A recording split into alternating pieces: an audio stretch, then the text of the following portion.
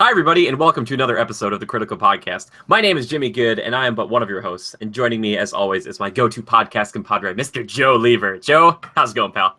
I am but two of your hosts, or the second host. I was like, whoa, you're two. I was like, you're two of my hosts? That's fascinating. I don't understand the logistics. You know, I am built like a shipwreck house. I mean, I could count for two.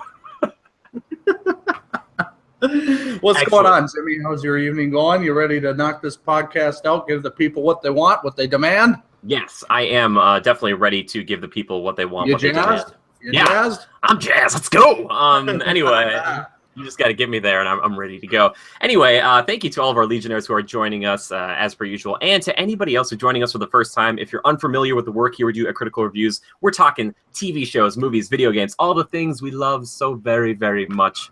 But this week, before we get into any of that stuff, I want to point out something that's a little different. You might have noticed it. So sometimes I'll put like a little toy in the background or whatever, kind of on my on-air sign here. But I was given this lovely Arcanine as a gift from one of our patrons. So thank you so much, Gabrielle. This is like one of the coolest gifts I've ever gotten. Arcanine is my absolute favorite Pokemon. The legendary Pokemon, actually, is the moniker. And yeah, she'll be hanging out with us here for, from time to time. So if you see her, it's going to be an extra specially good podcast. That's just what it's going to be. So, Joe, if you could have a Pokemon plush of any of the Pokemon, is there anyone that jumps out at you? Is there one where you're like, man, I wish I could have that one? Yeah, I challenge you to get me a Haunter because I don't know how you make the hands float. Would you tie the hands with strings or something? Yeah, it's not a good one because it's a plush, but then there's like fishing strings attached to, so they kind of droop, so you kind of have to pick them up and wiggle them about. Haunter's a good one, man. Haunter. Yeah, or like a classic Pikachu, maybe. They're cute and cuddly. Yeah. I was talking to people about that today because I said, like, in my dream team of 6, I would take Raichu. Pikachu's got a better looking design, but I just like Raichu because it's just like, it's orange, it's like more powerful. It's got that crazy tail that I would imagine would hurt horribly if it like kind of swung it around and cut you with it. I don't know. That's just what I'm thinking. Yeah. Yeah. Electrical Pokemon. What are some of the coolest ones? I would say Pikachu and Raichu are up there. Electabuzz is pretty cool. Zapdos, big electric bird. That's a pretty good one too. How do you feel about Voltorb and Electrode, Joe? They're like Pokeballs basically that that have faces. Yeah, it's always kind of yeah. I felt bad. Creative genius, fell to the wayside that day. Okay, you know what though, Joe? If you and I had to create 150 distinct like animals for this world, and we had to fall back on this one, it could have been a lot worse. Oh yeah, it could have, but I could have gone crazy, man. Oh yeah, you would have been like, you would have had some really gross, horrific one that was like the Xenomorph. I knew it was going to be a Xenomorph. Some sort of. It's like this Pokemon's got an inner jaw that shoots out and it like hits people with it. Yeah, and as far as I saw, all the Pokemon ate like dog food. But my Pokemon would be meat eaters. So in a fight, they kill the opponent, but they'd eat it afterward. That's how Pokemon battles work, Joe. You get kicked out of the league, baby. You're never going to be a Pokemon master. You're not going to be as cool as me and my like Arcanine, which is to be super tall. We're just going to come strutting in here. You're going to have this Xenomorph standing next to you. I'm like, what the heck is that? And you'll be like, we're going to fight. My Pokemon's going to eat your Pokemon up. I'll be like, I don't want to fight anymore. We got to get out of here. Yeah. Exactly. Like, we're putting money on that guy. Anyway, so besides Pokemon, which side note, there was a little bit of news this week talking about Pokemon that neither of us, I think it's too big of a deal. They had this 8-minute Pokemon Direct for Nintendo saying that this kind of almost Tekken-y tournament fighting style game, Pokemon Tournament, is coming to the Switch, which is kind of cool for people who really enjoy that particular game. But I was kind of hoping it'd be like a third-person Pokemon game, fully realized world, and you're walking around in it. Like that's my dream, Joe. I just that's not a thing yet.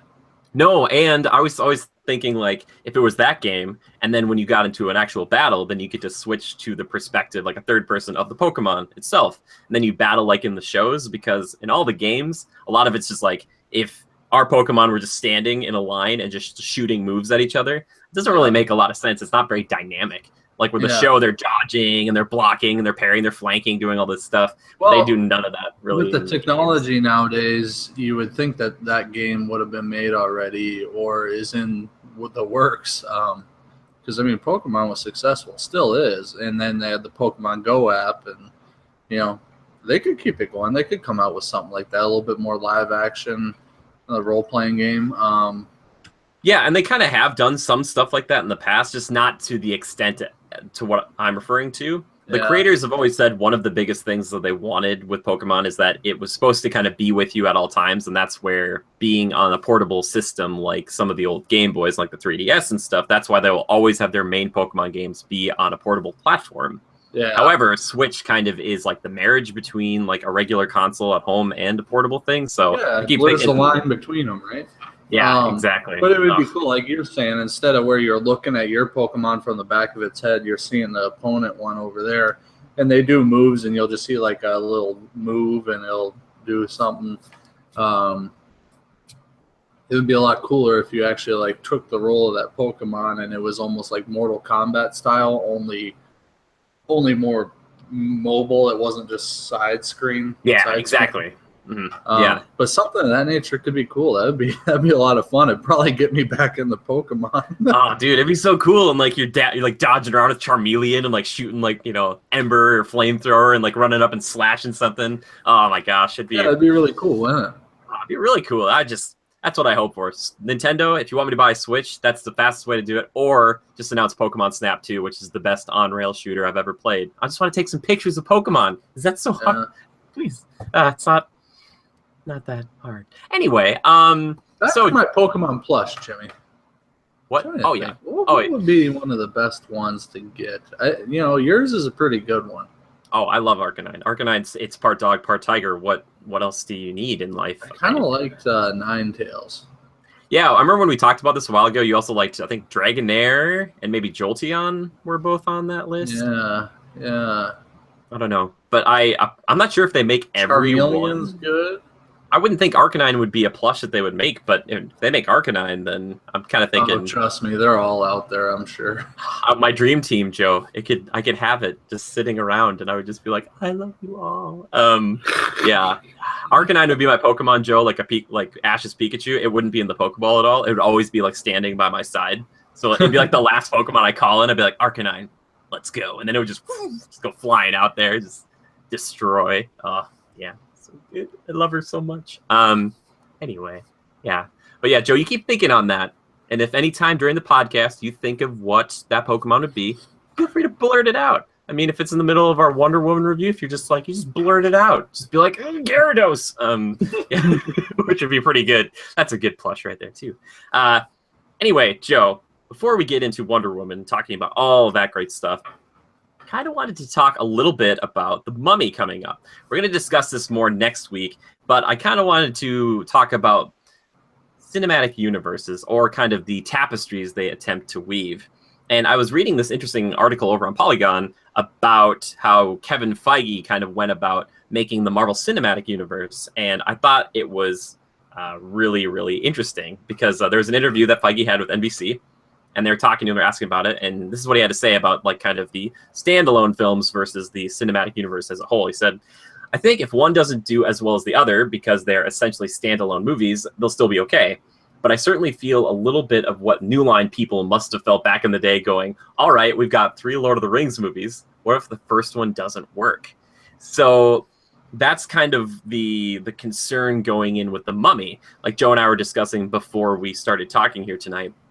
The Mummy has, I believe, it's the start of this new dark universe, which WB was potentially thinking of pursuing like legal action against Universal for using this, because instead of calling this other movie or stuff they were going to make called Justice League Dark, they were maybe going to call it Dark Universe instead, Joe, which is kind of like whatever. But they already kind of announced this whole thing, so it's kind of weird. But anyway, so the ones we know so far are Frankenstein, Bride of Frankenstein, Dracula, Creature from the Black Lagoon, Phantom of the Opera, Hunchback of Notre Dame, and Invisible Man. Kind of some weird ones in the mix. I'm not sure if that was... I thought Wolfman was in there or something. But anyway, The thing with the Mummy that everyone has to remember is that it's the beginning of this universe, and regardless of how well it's going to do, they're still going to make these movies. So, Joe, my question to you is that a good way to look at this as a franchise? Because we haven't even seen this movie, but we already know it's like just the setup for the rest of this stuff. So regardless of how this does, they're still going to make potentially at least like 2 or 3 of these, to see if it could continue, Do you think that's a good idea?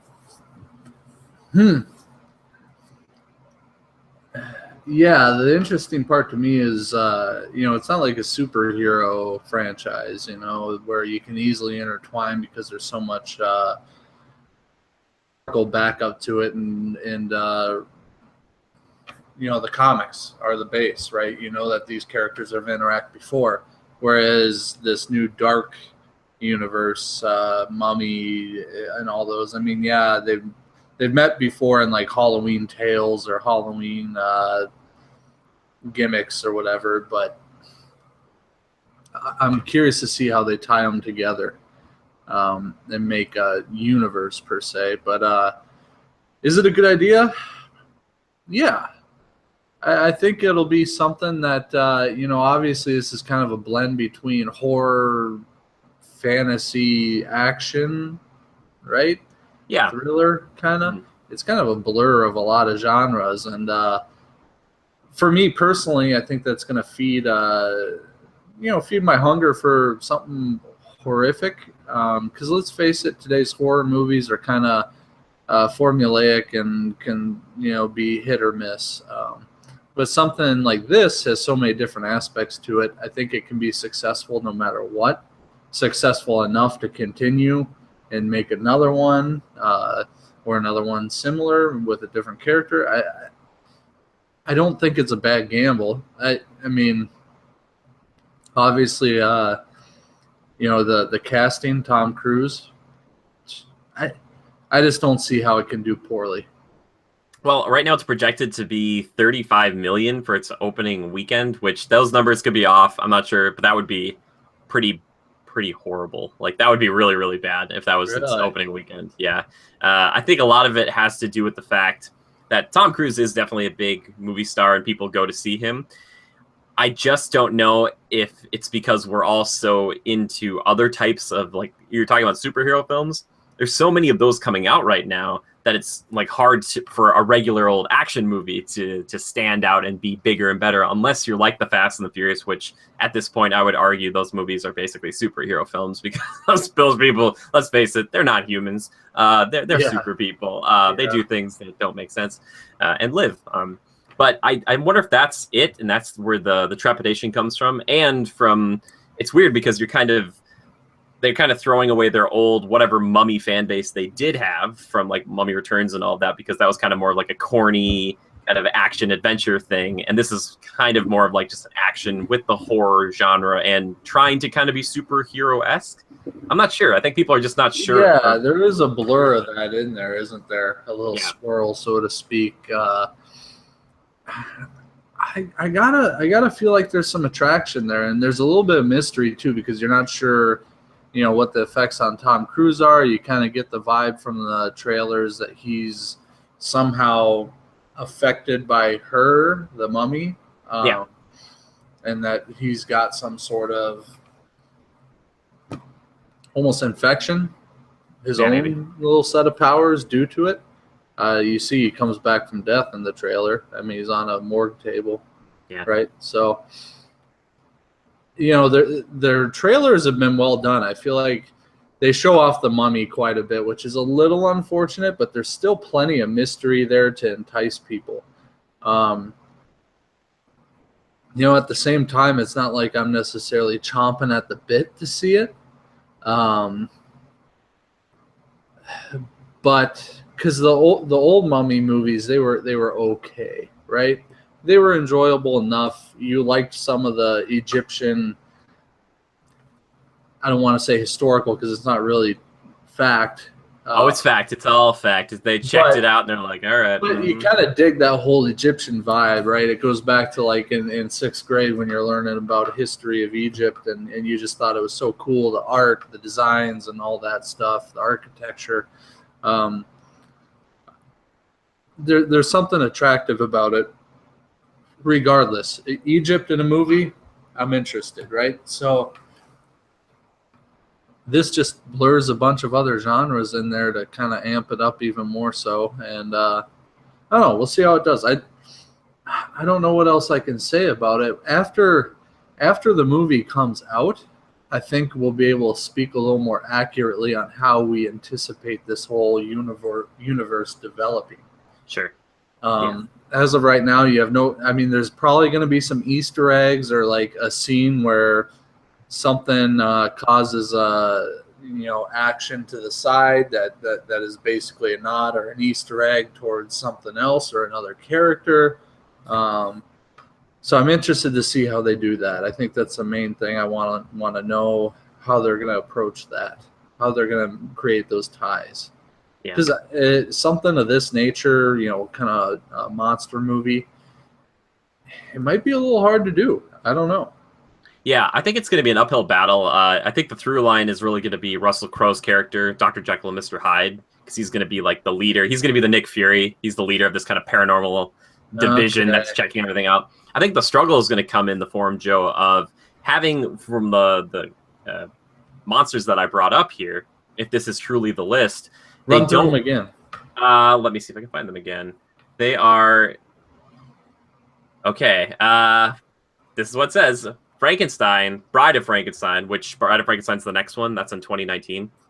Dracula, Creature from the Black Lagoon, Phantom of the Opera, Hunchback of Notre Dame, which both seem pretty close almost, and The Invisible Man. Not the same, obviously. Hunchback's a weird choice, I think. Yeah, and Phantom of the Opera. Yeah, that's... Now, hold on, though. Do we want it to be accurate per the play, the opera itself? Or do we want this to be like literally like a haunted opera house? Joe, I think what's going to happen is we are going to, and a lot of people won't like this, even though I don't think that movie is as bad as people say it is. I think we're going to get to a League of Extraordinary Gentlemen situation. I think we're going to get to a point where there's some of these characters, like the Phantom of the Opera will be a dude who might throw knives and stuff, but he's not like a physical powerhouse like, the Hunchback would be, or the Creature from the Black Lagoon might be. Which that one could be cool. The Creature from the Black Lagoon, that should be the second one on the list, not Bride of Frankenstein.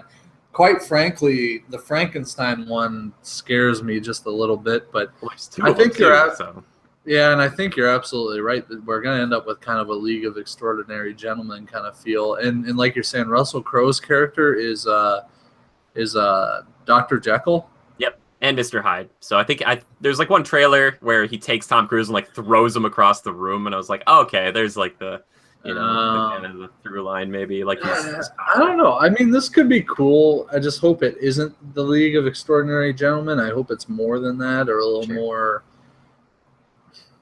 more complex. I just don't know how they're going to try to tout these things besides The Mummy as kind of like these big blockbusters when a lot of these kind of seem like more intimate feeling films. Maybe people will go for that. I just don't know, especially for Phantom and Hunchback. You have Phantom, which is a huge success, on stage, and they've done a movie about it with Gerard Butler. And then Hunchback, which a lot of people associate with Disney, that they're going to have to go like in such hard different directions to separate themselves. Make him almost a little more monstery or a little more.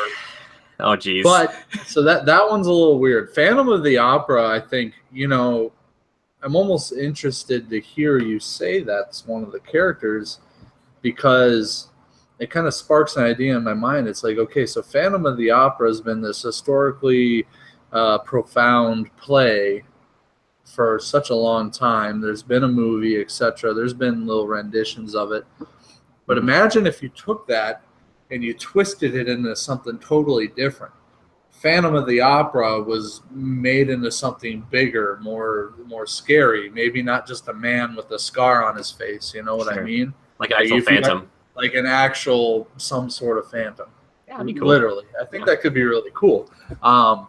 Maybe like an old abandoned opera house, or an opera house that's been plagued by disasters over the years, and they finally find out why, and something of that nature. They could twist that and turn it into a totally different story, but use the name. You know what I mean? And it could be something creative, and I don't want to say original because it's based off of something, but something unlike we've never seen. I would like to take a moment and pitch a quick scene. So all of these characters have finally met up in their own Avengers-style Dark Universe film. They've all had their standalones, and the Phantom is just like the regular Phantom with the scar and the mask or whatever, and he gets in a fight with the Hunchback of Notre Dame, and he pins him down. He's about to stab him, and the Hunchback's like, Christine! And the Phantom's like, why do you know that name? Why did you say that name? And he's like, you gotta save Christine! And then... I don't know where they go from there. I just want to see that moment because I think that'd be hilarious. Yeah, I don't know. This might be weird. I want to learn more and know more before I throw it in the trench, you know, throw it in the ditch. But well, the question is, are they going to team up and be a group that fights another evil? You know, is Dracula going to be part of that team? I think of all the characters I mentioned there, he would be the most powerful. So maybe that's the one they're fighting. And also, Dracula Untold is out of the mix, which kind of sucks, I think, because that one would have lent itself. Unrelated? Yeah, they were. It wasn't part of it to start. And when it came out, we were like, oh, if it does well enough, maybe then they'll just put him in. Because, you know, at the end of that movie, you know, the game is afoot, like he's in the modern world. It's like, oh, he'd fit perfectly in with, like, this other stuff. But I don't think he's going to, which is really unfortunate because I think Luke Evans is great. Yeah, he played a good Dracula. I think it worked well. He plays a great Bard. He plays a great Gaston. He's a great guy in Fast and Furious, whatever he does in those. Yeah, it's just under the pilot's head. Yeah, exactly. Oh, underutilized in that last one. Anyway, I'm interested to see where it goes, and you know, I got to give credit to Universal for going gangbusters. You know what I mean? Like they're not just saying, "Hey, we're gonna try one and see how it goes." They're like, "We're gonna make at least like 8 of these if we can, and try to make as many as possible." Whereas somebody on like DC on the other side, Man of Steel did well enough, and they said, "Well, actually, we too will have a universe." It's like, okay, I guess. Whereas, you know. So they didn't anticipate doing the universe until they saw how Man of Steel did? Is that what you're saying? That's what I've been reading here. I think it was always an idea. I think it was a lot of, hey, we got to see if this goes well first. That's why Man of Steel feels so by itself. And that's why Batman vs. Superman, that intro scene, while I really enjoy it, where you have Bruce Wayne kind of running around Metropolis, it feels like, you know, they just kind of like, oh, well, Bruce was there the whole time. And you're like, oh, okay, cool. I believe it. And that works. I mean, it's not like you can say, I don't believe that makes no sense. Like, we would have known. You wouldn't have known, you know? Sure. Yeah, exactly.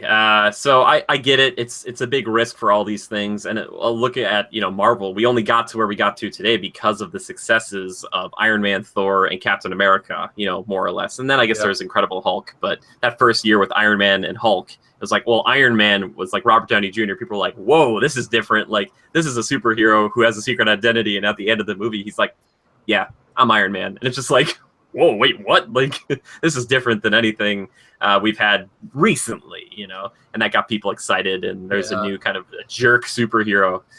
So, yeah, I'm interested to see where it goes with Mummy, and we're going to talk about it next week, but I just kind of wanted to get your thoughts on this how to build a universe. And I'm hoping that the Dark Universe gets this kind of Kevin Feige or Jeff Johns / Zack Snyder to be like the person who's in charge and seeing the whole thing over and saying like, all right, you know, this has to happen in this film, this has to happen in this film, you know, to get to this film. And here's our through line, here's the connection, and you know, here's where we foresee these actions, you know, being you know, connecting to that movie, or impacting the next movie, etc. But I don't know. The one thing, bottom line is that what they're doing here and the characters they're working with set it up for a lot of creative, just flat out a lot of creativity. There's a lot of directions they could go. They could see how this one goes and totally revamp what they're doing for the next one. You know what I mean? Sure. Yeah. Or the next 3. They could totally go back to the drawing board on some of these ones that are out a little ways. There's just a lot of creativity to be had, and a lot of ideas to draw from, almost a blank slate, so to speak. They have this character. There's no general direction or anything they have to be held to necessarily.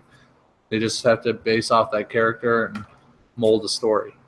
Yeah. Just striking a tone too is a really big thing, because that's what both like MCU and DCEU kind of have done. Because each one of these ones could be a very different film, but if you're gonna have especially Russell Crowe and all of them, there has to be something that kind of, besides him being a through line, there has to be like, oh, we're kind of like a darker, not as fun universe, or maybe we are like a super fun universe that has like dark themes once in a while. I don't know. So we'll have to wait and see. But yeah. Creature from the Black Lagoon. I just had to Google a picture of it to see it. kind of Swamp Thingy-esque. Yeah, basically. Amphibian kind of thing. Fish. And the old movie they did with it, I mean, it's literally a mask. You can see the guy's cheekbone and his eye.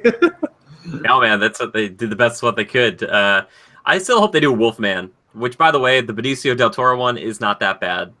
Joe, what's that line he says? He screams when he's being held, in that London office. Oh yeah, I'll kill you! I'll kill all of you! Right? Is that it? Yeah, that's the one.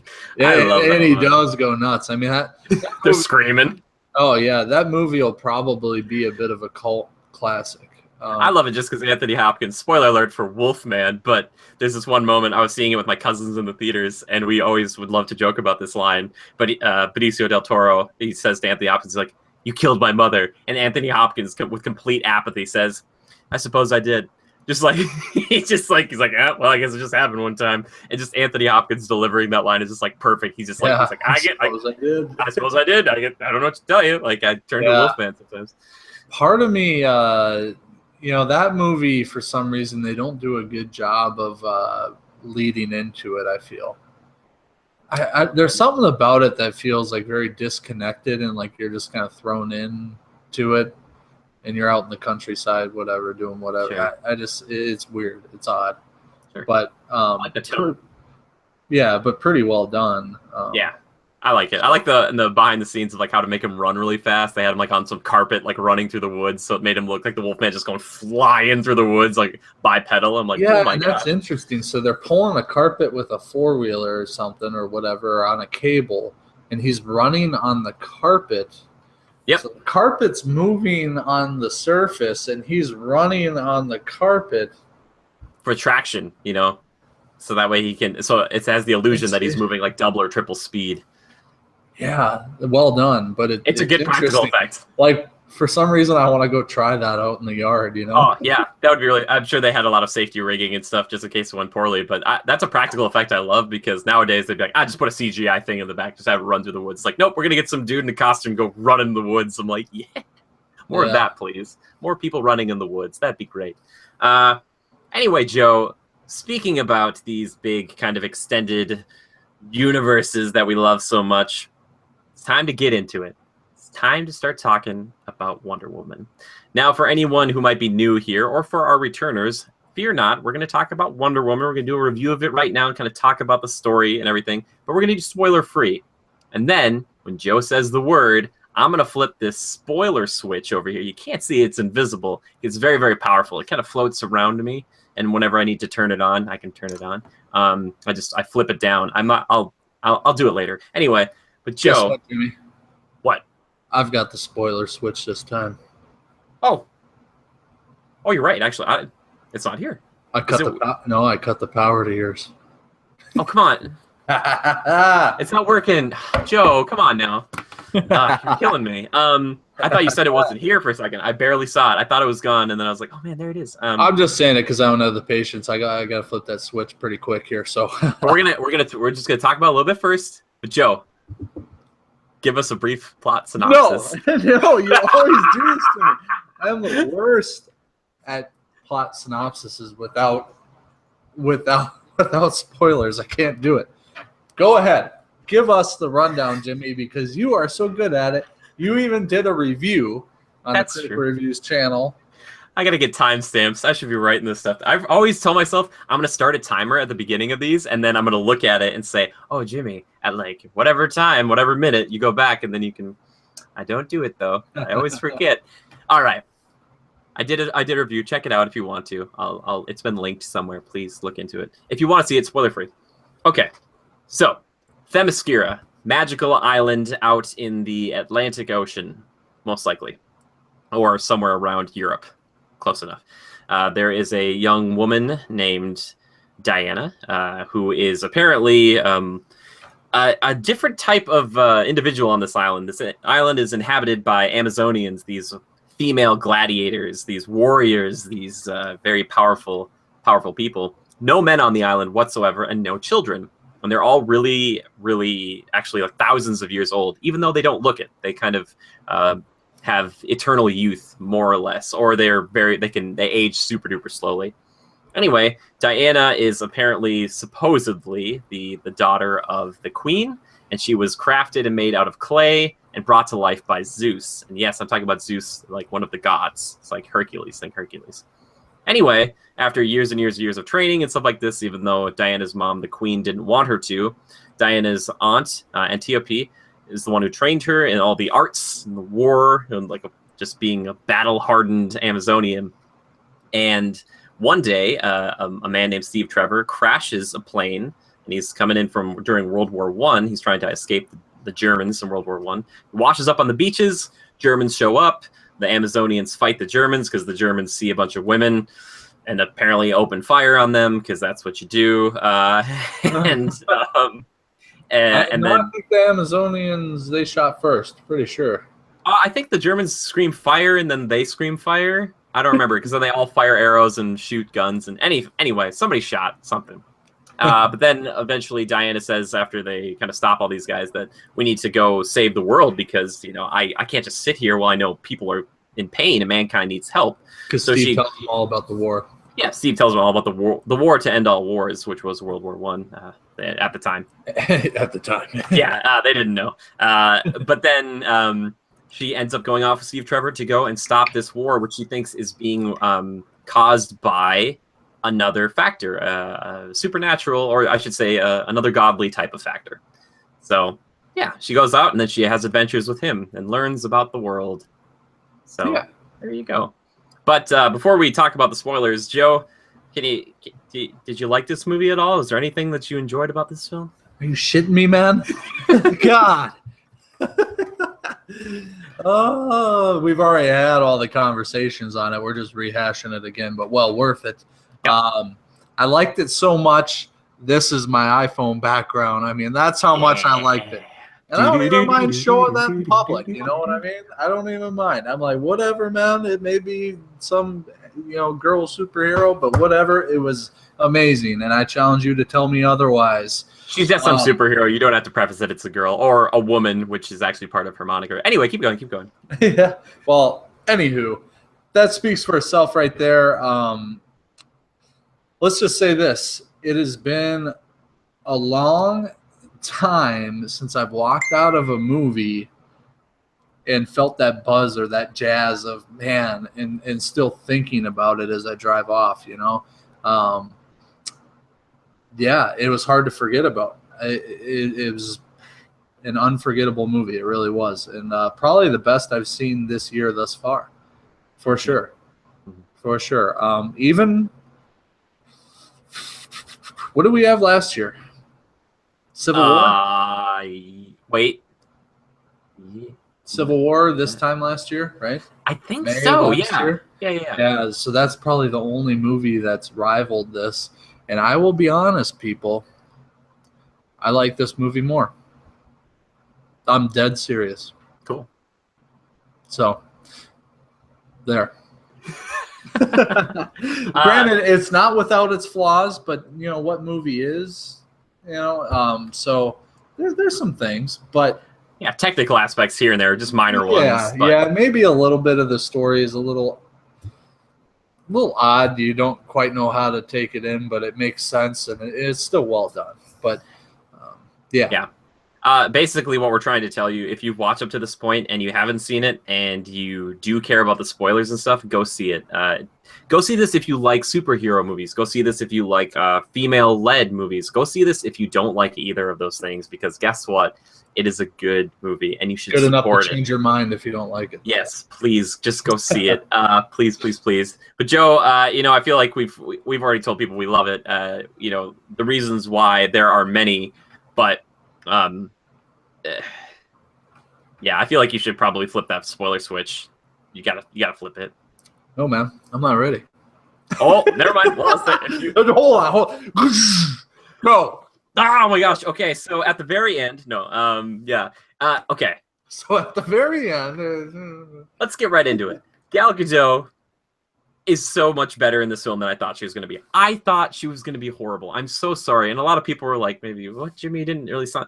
I was worried that between her kind of not being the best actress and kind of that accent, I thought it was going to be very difficult to get behind and understand what she was trying to say and fight for. But she was super duper compassionate. She was honest. She was unfiltered, and I loved it so much. It was so cool. There's this one scene in particular where she's kind of walking around London with Steve, and they go to check out or go talk to all these kind of high-ranking British officials, and she's in this room. She's not supposed to be there. And all these generals are talking about, like, you know, we're gonna have to like forfeit these men's lives or whatever. And she goes up and she's like telling them, like, this is wrong. You should all be ashamed of yourselves. A good general fights next to his soldiers and all this stuff. And she's not afraid to say whatever she wants. And I absolutely loved it. I thought she was really, really good. Not only that, but she sold the part of being this really powerful individual. You know, she was not afraid to stand up in no man's land, basically, and get shot at by a ton of people. She wasn't afraid to go like headlong into a village to like go and stop as many of these guys as she could by herself, you know, to start with. Just so incredibly cool. I loved it. I loved her dynamic with Steve. You know, He was great. Chris Pine. Joe, are you a Chris Pine guy? Do you pine for Pine? Because I think it's pretty good. I thought he did really well in this film, for sure. Like, I've seen Star Trek and all that, didn't really speak to me, but he did well here, for sure. Joe, I was thinking about this. Do you think he would have made a good Star-Lord? Because I think he would have made a good Star-Lord if Chris Pratt wouldn't have been around. Yeah, for sure. I think so too. He's kind of that kind of guy. I gotta admit, he seems kind of dreamy. No, okay, I don't mean this as a dig, but how old is he? Well, the last time we met up, his birthday's in March, and he hasn't called since April. How old is Chris Pine? Chris Pine is 36. 36? Okay, he's 36. All right. He's got a decade on us, but we could still chill. I feel like they show off like gray hairs once in a while somehow. I don't know. All right. I feel like I don't know. I thought I saw him in an interview or something. He had some gray on the sides, but whatever. Well, your favorite guy, freaking Tom Welling, I think, is like he's sprouting gray hairs at the very end of Smallville or whatever. Yeah.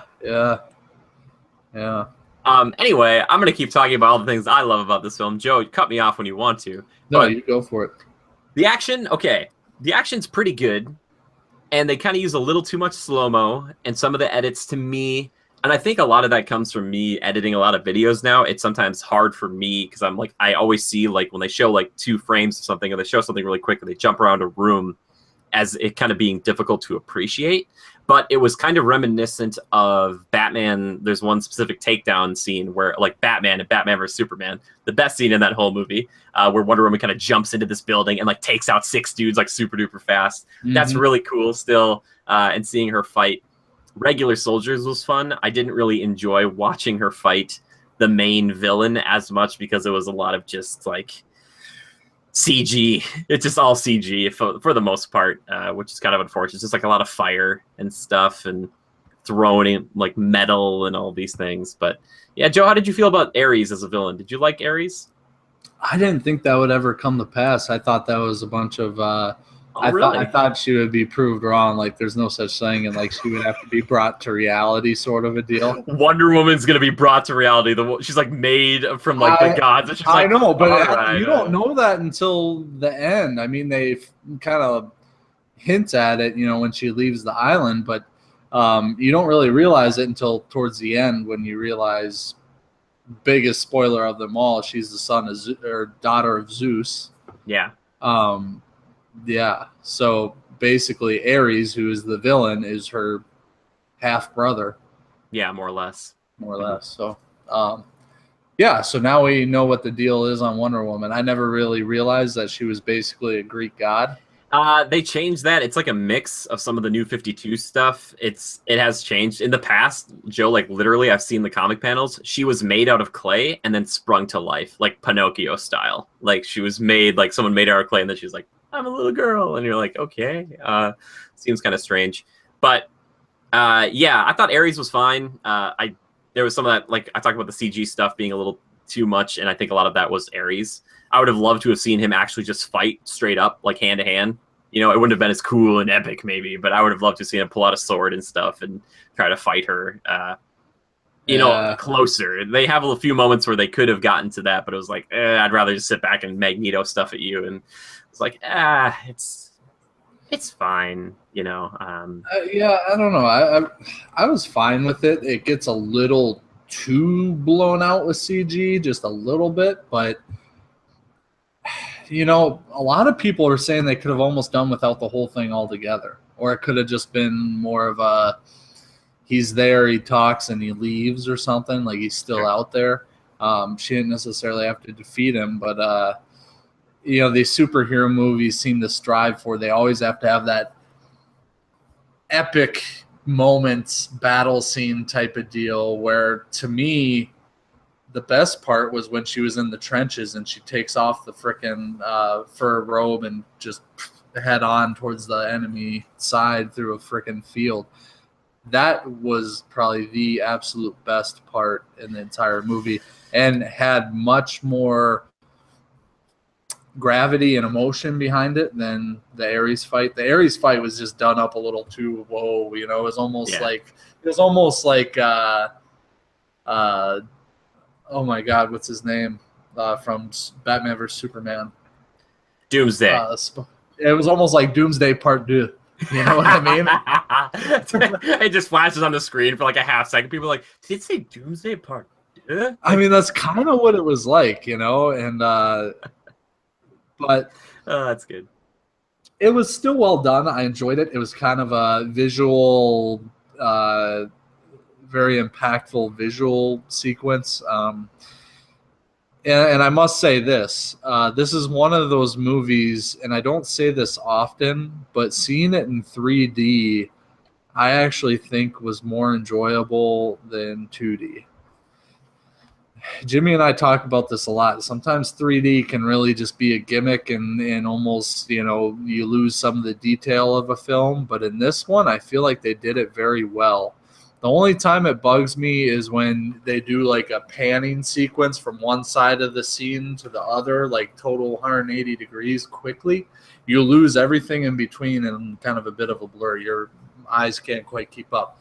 But, excuse me, for things like the Ares battle, when she's jumping into the tower to take the sword, the lasso, and the armor, and she's actually in the tower, they use that effect, and it's just really cool. Some of the plane flying was neat. Really, overall, the 3D did enhance it, and I thought it was a lot of fun and really kind of – I was pretty immersed in this movie. I didn't really, you know, get shaken out of it at any point due to any issues. Yeah. But I don't know. I mean, would you have expected anything else at the end of that movie? Do you think it would have been a little less impactful if they didn't do a big Ares epic battle scene? No, I think it's one of those things that Hollywood thinks it needs to do. I look at a shining example, a stunning example maybe, in that of Civil War. And at the very end of that movie, instead of saying, hey, we got to top the airplane fight sequence, they said, let's make an intimate battle, a 2-on-1, and that has so much emotion. And you have like, you know, Cap and Iron Man just beating the hell out of each other and just having these moments where like one gets the upper hand versus the other. And I love that type of thing. And I think movies have to earn that. Like, I feel like a lot of these ones who go out for the first time, they say like, we got to do that kind of classic hero big battle sequence at the end, or big explosion, blue laser in the sky. So let me lay this on you, Jimmy. I actually feel like Wonder Woman achieved that. I feel like it just did it in a different order. I feel like you know, your intimate, more emotional, impactful scene or battle is when she's in the trenches and she hears about that village being terrorized. She, with just the most amazing poise, steps up off that ladder out of the trench, and it just becomes like the most intense scene I've seen almost ever. Okay. I want to talk about these two scenes quickly. And just Wonder Woman, you know, Ares battle was the other side of that, which it ended with, which was okay because there's some good parts about that. We'll get to that in a second. Yeah, but with Ares, I like that because her kind of comrades, these guys she's fighting alongside, these other soldiers, are trying to do another mission completely. Yeah. And the thought is Wonder Woman would be able to complete this mission in like 5 seconds. Yeah. But because she's dealing with this huge threat over here, she can't. She's like, I'm dealing with this. I can't come and do this. I told you so. I told you so. Yeah, exactly. Yeah, no one believed Ares was a thing. Yeah, and then also in the trench scene, when like there's been so many times in superhero films where a hero hears about something, and especially with like a Superman or a Wonder Woman, they can fix it now. Wonder Woman says like, I'm gonna go fix this now. Where a lot of other superheroes would be like, no, we'll save that until later. She's like, I'm going right now. Like, we can fix this right now. And you know, Steve's like, you can't do this. Like, we've got a mission. You can't do this. And she's like, yeah, forget that. Like, she's just like, I'm going. And they're like, oh. And then Joe and I talked about this, and I am completely fine admitting this. And I think a lot of other people, I would talk to a lot of people, Joe, about this, regardless of gender. A lot of people were welling up at that No Man's Land scene. A lot of people were like actually tearing up. I was sitting there thinking, it's about damn time. Like, let's go. Let's get a strong, powerful woman out there, kicking butt and just saving the day. And she does it because she's compassionate and she's strong because of that compassion, because she's a kind-hearted individual. It's like, ugh. Yeah, and it also really speaks to you because this is something that's based off of real history. I mean, you know, not particularly accurate or anything like that, but it's, you know, World War I really did happen. It's not, I feel like in history classes, they don't educate you very well on it. It's more focused on like World War II and beyond. But, you know, the fact that there was somebody like if there could have been somebody like her, or her in general. I mean, you understand why her character was created back in the day is like a source of inspiration or like a feeling of, man, how amazing would it be if there was somebody like this who could do these things and save lives as opposed to this, you know, horrible war. And it was impactful. You think about all the people that would die or be hurt in some way or impacted by the war, and she just with just incredible fierceness and poise. I mean, the acting was stellar. It was really well done. She just takes it head on, and it's intense as hell, man.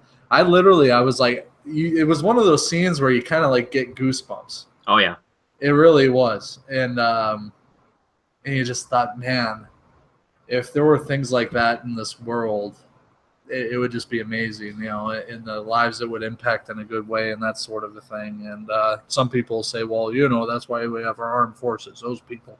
Well, true, okay, but this is somebody that would save those people. You know what I mean? Yeah. And I just think the cultural significance of this is huge. You know, I've talked to people about this, and I've thought about it too. What if we would have had somebody like this in a movie 20 years ago? You know, there's so many young women that grew up without a strong kind of female in a superhero movie, or even kind of like, you know, you had Leia in Star Wars and stuff, and you've had a few here and there since, but not to this and of this power, like truly this power. You know, not only just superpowers, but this commanding presence that is also based on her caring. Like, it doesn't make her weak that she cares about people. It makes her stronger. And it's a beautiful thing. And the emotions that she lays down throughout are absolutely impactful. They really are. And she does they do a good job with the writing and her acting, the scenes. They really, they just pour out of the screen, and it makes it feel like a more intimate movie. It really does. Yeah, definitely. You know, it kind of reminds me, and there are definitely a lot of like easy direct parallels you can make to one of my favorite superhero films of all time, Captain America, The First Avenger. A lot of it kind of has to do with maybe like Steve Trevor at the very end. He's going to blow up a plane full of, you know, horrible gas or whatnot. And like Steve, you know, at the end, Steve Rogers over in Captain America, he has to down the plane full of these super bombs or whatever. And also kind of a wartime setting and a superhero who says like, I can fix a problem. Like, I can go do that. Like, in, you know, Captain America, they're like, whatever. He's kind of just like an experiment, but he's like, I'm going to go save these guys. I got to go. These are my friends. Like, Bucky's there. I got to go save him. And he just goes and does it by himself. Wonder Woman's like, there's a town over there I got to save. I'm going to go save that. And I just love heroes that just take charge and are like, I'm going. And you're like, okay, I can't stop you. Like, I can't be like, no, stop. It's like, no. And I love it. I even like the discount kind of, Howling Commandos that they have in this movie. The Howling Commandos are the soldiers Steve Rogers fights alongside in Captain America: The First Avenger. There's like 3 guys in this one that are also part of the team. I thought they were pretty good. I actually liked them. I thought they were all pretty interesting. They were really good, really well done, casting wise, acting wise, and they weren't overly utilized. Luckily, they were featured probably like the right amount of salt on your meal. You know what I mean? The Scottish guy was like this close to going. I thought they were going to do a whole like side story about him like trying to get his sniping ability back. And I was like, okay, guys, we need to put back in. He's not the focus. Don't spend too much time on him. Just use them like you would salt at the dinner table. Yeah, well, the guy with the fez cap is great. He's like, I want to be an actor, but it's wartime, so I have to be here. Exactly, yeah. And a lot of that was impactful because that's like truth right there. That was probably the case for many people during that time. You know what I mean? And that to me, that really spoke to me. And I thought another item to pay attention to is I feel – and I want to watch it again, and I probably will see this movie again, just to get a better feel for kind of I feel like there's a bit of a metaphorical feeling to this movie or portrayal, or even like, Diana's naivety to the whole war thing, understanding that some people are just bad. It doesn't end because you take out one person. That kind of I thought was impactful, and I thought it was almost a bit of a, in her naivety and not knowing like how war works and like it seems ridiculous. Yeah, it's kind of like it's kind of like a hey everybody, war is ridiculous. Why do we fight amongst our own kind? Yeah.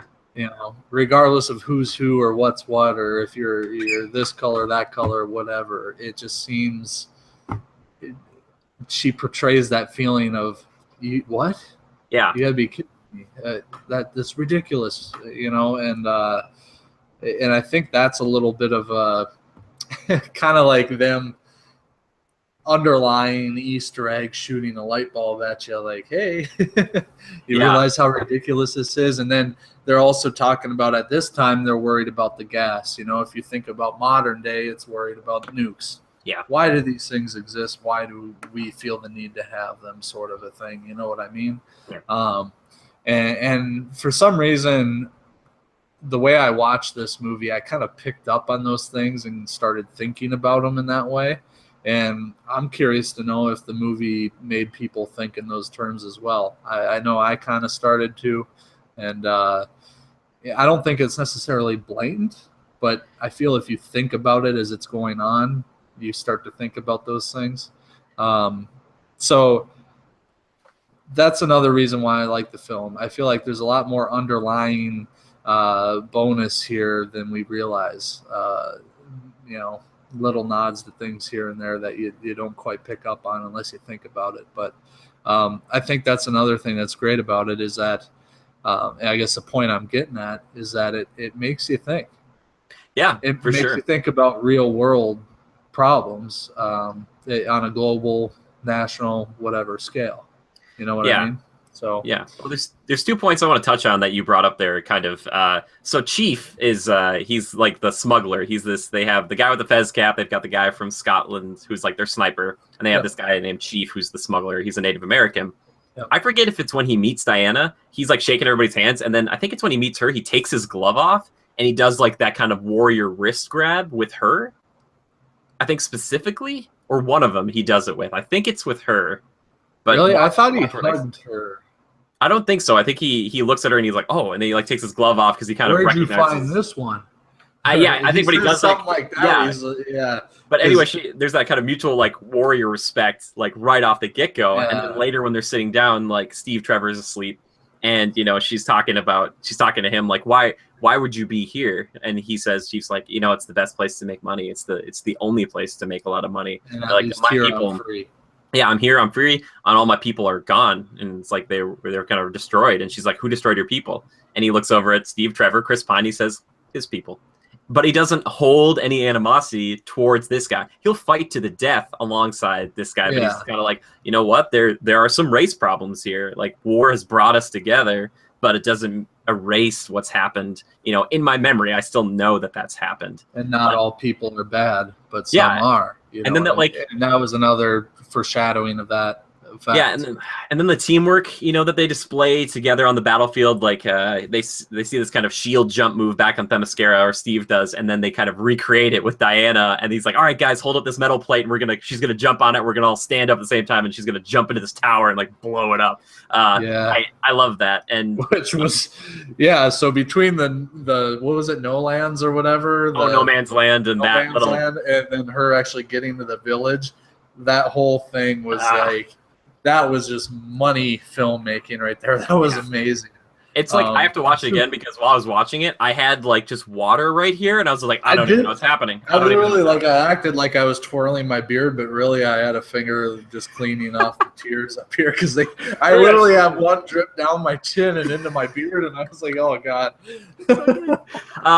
But then, you touch on this other point, too, about people just being bad, and she doesn't understand it, that naivete. And she, at the end, Chris Pine says to her, it's like, not all people are always good, but they're not always bad. It's like, you got to fight for what you believe in. Like, you can't just do this. I might not be all good, but, am I, like, worth saving? Is everyone worth saving? It's like really good, like, thought-provoking questions in the middle of this huge problem, this huge war. It's like, it's so cool. It's like, you're right, it made me think about like, yeah, he's got a lot of good points, and it kind of takes that childlike innocence of her and kind of switches it to a little bit more to what she is in Batman vs Superman, and then kind of at the very beginning and end of this film in the modern day, where she's kind of like, I'm just doing my own thing, and I don't really go out of, it doesn't seem like she's going out of her way to save everybody, but this is like Wonder Woman in her prime, fighting off evil, trying to save people. And she's like, oh, there's a baby. She's never seen a baby before. She tries some ice cream. She's like, this is incredible. You should be so proud. Yeah, which that's right from the comics too, and one of the animated movies. It's when I saw that, I was like, I know that reference, and I'm like, I love that reference. I was like, just so good. Also, speaking of that, there's a good dash of comedy in this movie. You can beat me to it, man. I was gonna say this movie, Joe. Like Pirates of the Caribbean, Dead Man Tells No Tales wants to be this funny. They tried too hard. This movie just kind of has its moments. It has a little thing. The whole crowd I was with, full packed crowd on a Thursday night. Yeah. Everybody's laughing. Everybody loves it. It's like Chris Pine's naked. He's coming out of that pool, and she's like, "Are you average for a man of your kind of kind?" And he's like, "I'm above average." And everybody's just like, which by the way, that could be the Fountain of Youth, which is on Themyscira. So if they ever go back in time and pull him, if he didn't die in that end scene, because we don't see him die, he could be, eternally young forever, and then could be in the new Justice League stuff eventually, which would be great. But why would they have let him in that pool, Fountain of Youth? Well, because he had to get healed, man. He got all messed up, He got all messed up. They would give him the gift of like eternal life. Maybe they don't know. Maybe they don't know it's that. Maybe they don't realize that's what's doing it. Yeah, it's like healing. They're like, if you get hurt when you're training, just go hang out in the pool. And they're like, Cindy gets hurt a lot, but dang, she looks great. Like she's like 5,000 years old, but she's looking pretty good. Like I'm like she's the age of today. They're all just like, "What's your secret, Cindy?" And it's the fountain. Like to drink the pool water. Yeah. Sorry, Cindy. But you're totally right. The humor was good, and I was talking to you about this too. But I think it's Ida or Etta Candy, the kind of plump little British lady who's kind of helping her out, doing like dressing up and trying to wear something that's acceptable, because she just like always wants to take off her fur coat, and she's got like her her Wonder Woman battle armor on. It's like you can't really wear that in like 19 teens like around London. People are gonna be like, So but yeah, she had a few little parts here and there. She wasn't in it the whole time. I thought she was going to be there the whole time, just like doing little like, bye, Johnny Good. She wasn't that. Yeah, this was a little dash of humor for a couple scenes, nothing too over the top. She was just like a side character to react with more than Yeah. anything, and they didn't overdo it. Same with the three soldier types that were with them, Yeah. commandos. So, Joe, what do you think about her aunt, Antiope or Antiope, the one who trained her? What do you think of her? I mean, I don't get a huge vibe off her, or like I don't feel that she's particularly memorable in any way. She was pretty badass, and I just nothing too special, but well done. Yeah, I thought she was. I mean? I thought she was great. I thought she was memorable because she taught her a very valuable lesson. She said, "You ever think a fight's going to be fair?" Yeah, And that lesson's like kind of it. That's they should teach everybody that if you're going to train in combat, they're like, you're never going to have like a fair fight. Like it's not going to be that way. Sure. I mean, that line. I mean, that same thing is said in every fight battle sequence training thing. I mean, fight's never fair. Never let your guard down. I mean, that's all. No, it's different though, because like never let your guard down. I think if Batman Begins, he's like, oh, you gave up your sure footing for a killing blow, and then he like hits some ice and trips and whatever. It goes, and I'm like, what the heck? But I thought she was really cool, and I like she was a badass. Like she goes and she kills a bunch of dudes, and she's like the whole triple arrow kill shot on 3 guys. I was like, I mean, everybody. I heard a couple people like giggle. That's because you're in 3D, Joe. It was 3D. The arrows are coming right at you. It looks like garbage. You got to watch it in 2D. Well, no, it wasn't. Fine. It wasn't. It was pretty cool. A little like, oh, come on. But what do you mean? Come on, she's like an Amazonian. That's what she exactly. does. I was fine with it. It could seem a little cheesy that she pulls 3 arrows and shoots all 3 guys, but I think it worked well, and it could be done. Legolas style, man. I don't consider that unbelievable. I would be like, "Shut up, everybody! This is a beautiful scene." In the Queen, her mother, that whole role, that was fine. She's out there fighting. That was cool. She wasn't like sitting just watching. She's out there like actually taking people down. It's like cool. Oh yeah, for sure. And then they don't tell her that she is the son of Zeus because the more she knows, the quicker he'll find her. Yeah, okay. Or Ares will, yeah. Yeah, Ares will, yeah. I think it's just because she'll chase more stuff and cause more disruptions, and that will lead him to her faster. And he'll be like, oh, hey, there's somebody's asking around people, somebody's screaming about Ares. He'll be like, oh. Yeah, and basically through this entire movie, she hasn't really realized her full potential, and she doesn't realize who exactly she is until that big battle scene and conversation with Ares. But so how about the emotional tension between Steve and Diana? I know somebody asked me about this about and the development forced relationships. Yeah. I don't feel like this one was as forced. I like it a lot because it, we got to talk about this too. It was directed by Patty Jenkins, and a female director, so she had a different. You could tell that there was a lot more understanding of some of these scenes, and I really enjoyed it, and I liked. I think that's true. The conversation on the boat where they're talking about, she's like, "Oh, people get married. Like, why do people get married?" And throughout a lot of that film, Steve Trevor would say, "I don't know why. I don't know why people get married. Why people tie themselves to each other like this, because they don't seem very happy." And then at the end of the movie, throughout kind of seeing the world through compassionate eyes, that he's been forced to see it through, or idealistic eyes, he kind of falls in love with her because she is someone that he's never met before. And I get that. And then on the flip side, Diana's never met a man before, and she sees good in him, where she sees a lot of problems. All the other men she meets are, like, in the beginning especially, are just like horrible generals who are like, well, these are like just, acceptable losses and blah, blah, blah. And she's just like, no, you can't, you got to do something. And he's like, we are going to do something. He says to her, he's like, we're still going to do something. You and I, we're going to go do something. And it's like, oh. Yeah, cool. I think she, on an emotional level, she understands that he's a caring, empathetic person with good core values overall. You know what I mean? Yeah. Like when you and I discussed this on the side, like on Saturday after I had seen it, we kind of talked a little bit about this particular item. And we kind of chalked it up to, it's not really forced. You might think that, but if you think, there's actually quite a bit of time that passes throughout the point of, when they first met, and then when they eventually have an intimate moment together. It's kind of left up to your own judgment as to what actually happened. But I think we all know. Anywho, Yep, they were just kissing and they fell asleep in each other's arms. Exactly. That's what I hope for. Anywho, Wouldn't that be great? So, quick side note: deleted scene where she says, "No, seriously, I read those 12 chapters of pleasure, and there's nothing you can do that would be good enough. So we should probably just call it here. Let's just fall asleep next to each other." And he's like, oh, you look nothing like the pictures, so I don't think it will go. He's for like, you. ooh. She's like, man, I know you lied to me because I looked up some of these pictures. The average man looks like this. And he's like, no. Anyway, keep going.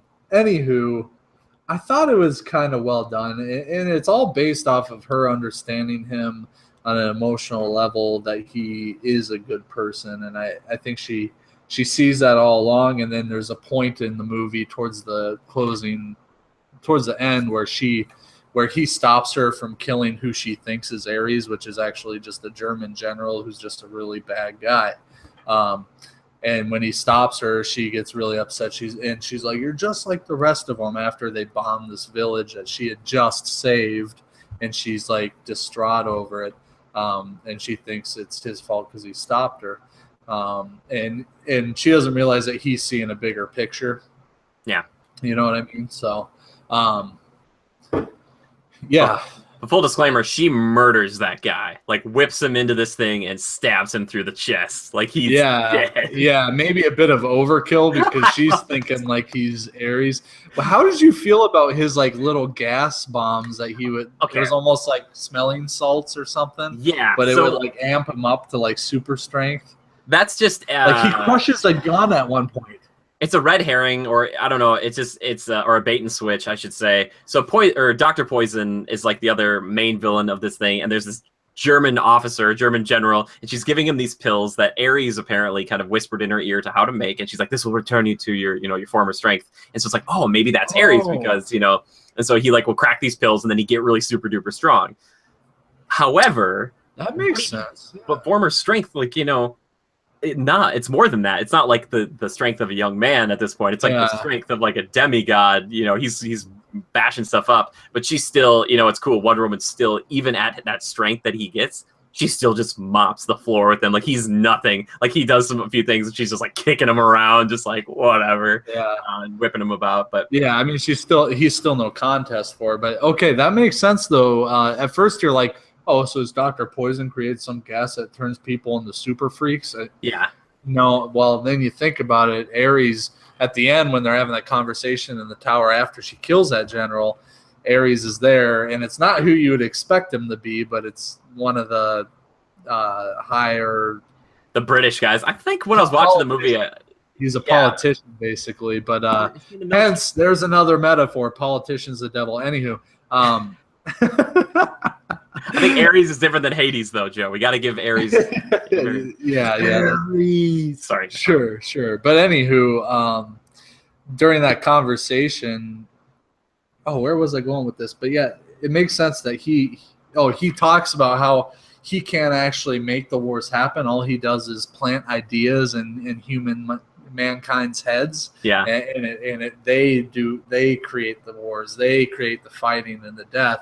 All he does is spout out a few ideas or whisper them into their dreams, and it happens because he's just basically trying to sell that humankind is gone and trash, rubbish. Kill them all and start over, sort of a deal. So that kind of shows how the smelling salt thing came to be, or whatever, that little those gas capsules. So that makes more sense now. That's not as like outlandish as I thought it was when I first saw it. Now that you clarify that, it makes sense, and it just makes me happier about the movie. But anywho. Yeah, happy to do it. Did you like Dr. Poison? I did. Yeah, she's cool. I like the design of like her face mask and stuff. I thought so too. That conversation that Chris Pine or Steve has with her at the fireplace was kind of good. And then all of a sudden, right away, Diana walks in and catches him off guard, like, what the? Yeah, like you're not supposed to be here. When his attention leaves, she notices immediately, and she's like, good day. I love that because she's like a villain, but she's still a person. And like this good-looking guy walks up and he's kind of, impersonating this German officer, and he kind of saying a lot of nice things about her. He's like, you should join me, like our side, or what we're trying to do over here. Yeah, basically sprinkling some glitter fairy dust on her, making her feel good. The question I have, though, Joe, is that Diana gets a blue dress to go into this gala, and she supposedly gets it from another woman, some German official's wife or whatever, who's going to be there. Is this German official's wife like knocked out and naked in the woods somewhere? Like after she takes it, so, like Wonder Woman, like nobody thinks about that, but yeah, I was sitting there thinking like, was this woman going to come back into play, like run screaming in there, like where, like she has my dress, like wearing like, the black cloak? Or... When you really think about it, was that a significant thing? Leave it up to your imagination. Did she knock her out? Did she tie her up against a tree and put a sock in her mouth? Who knows?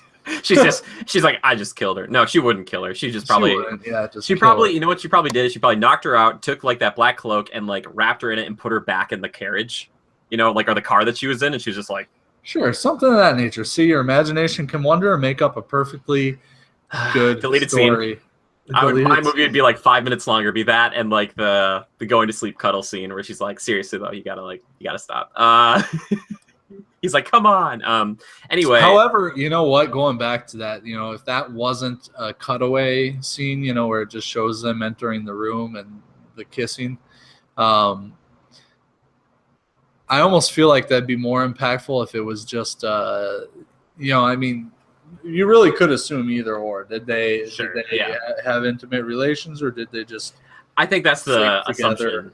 It's just weird the next day when he's kind of barking orders at her to like stay put. It's like I wanted her to just say like, like after last night, you can I thought they were gonna bring it up in some joke. I'm glad they didn't because that would have been. But if I was to direct that and I wanted to keep that scene in the movie and not cut away with just the light from the room, would I have done an actual like sex scene, or would I have done a restful scene, like they have an intimate moment, but they're laying and leaning on each other, resting from. I mean, it was a bit of a day. They just took out an entire village, right? Yeah, for sure. So, and wouldn't it mean more if it was just them kind of sitting there, head on the shoulder, kind of a deal, going to sleep, and maybe having, maybe alluding to a little bit of conversation, whatnot, or whatever, or maybe like a line as they fall asleep, something that they say to each other. Something to maybe establish a bit more of a impactful relationship between the two besides intercourse. Yeah, I think you do Raiders of the Lost Ark, where it's Marion and Indy are on the boat, and she's kind of healing him up a little bit after his wounds, and then they're like going to get to that point, and then he just he gets hurt a few times, but then also I think he ends up just like falling asleep, and she's like, oh, Indiana kind of thing, where it's just like after this huge day, he's just like, oh my God, like it's just like, it's so much. How can I even think about doing anything else right now? I've dodged death like 20 times today. Like I can't. But so the point I get at is, that to me, in my eyes, from an artistic perspective, from a storytelling perspective, that almost seems more impactful to me and more trusting. I mean, sex is overdone. It's just freaking thrown in our face every day, right? I just feel like it's more intimate and trustworthy if it's just them kind of basically cuddling. I just think it's more human relation. I don't know. It just seems more appropriate and maybe I think it was tastefully done. I think they do that to kind of like, be like, allude to more things. But I also don't think I think Patty Jenkins did a good job of not making that a focus, because you don't want to objectify Wonder Woman after all the cool kick-ass stuff she just did. You can't have her just be like, it's such a long day and I just want to please my man. Like hot chick that gets So I think it was tastefully done. But I think almost everything in this movie was tastefully done. That's just a big point of this movie. There wasn't like any moment where I'm like, ooh, like even when they're trying on a bunch of different outfits, they didn't turn it into like, oh, it's like fashion time. Like she did have those moments where she's like, I'm a warrior and I don't know how to like walk in these shoes or whatever. Rips the dress to spread her legs or whatever. She's like, how do you fight in these things? And like, women don't really too often fight. More use our principles, but I'm not afraid of a little fisticuff should the occasion arise. Whatever. I just I don't know. I mean, it's not that I'm against them doing it or anything. I think, like you said, it's tastefully done. If they were going to show more, I would have preferred it in a more PG-13 light than a let's get it on sort of a deal.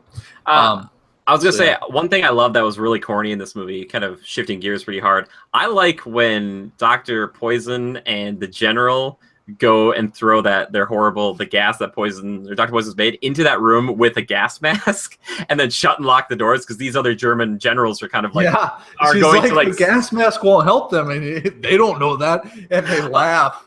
I mean, it shows how sadistic and horrible they are, right? Okay, I love it because these German generals are like trying to sign these peace accords or whatever to like stop or secessions or whatever to stop the war, and they go and they basically kill them and they lock the doors and they're both just like ooh. And it was just like very old school villain, and I thought it was so good because like It wasn't overdone or cheesy. I don't think they just both laugh at each other just like like they're dying in there. The people are slamming against them like please let us out. Dr. Poison being obsessed with her work, she's just gazing in through the window like.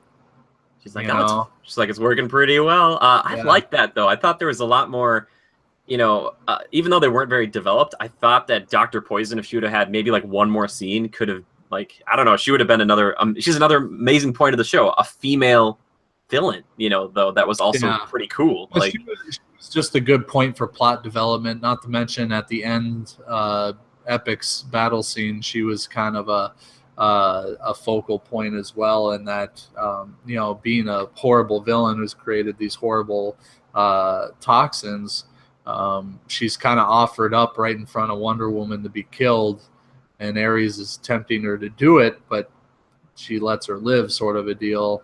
All humanity deserves a chance, that sort of a thing, whatever. Killing isn't the right way to deal with it. A little against my motto, but anywho. I would have been like, Joe, no!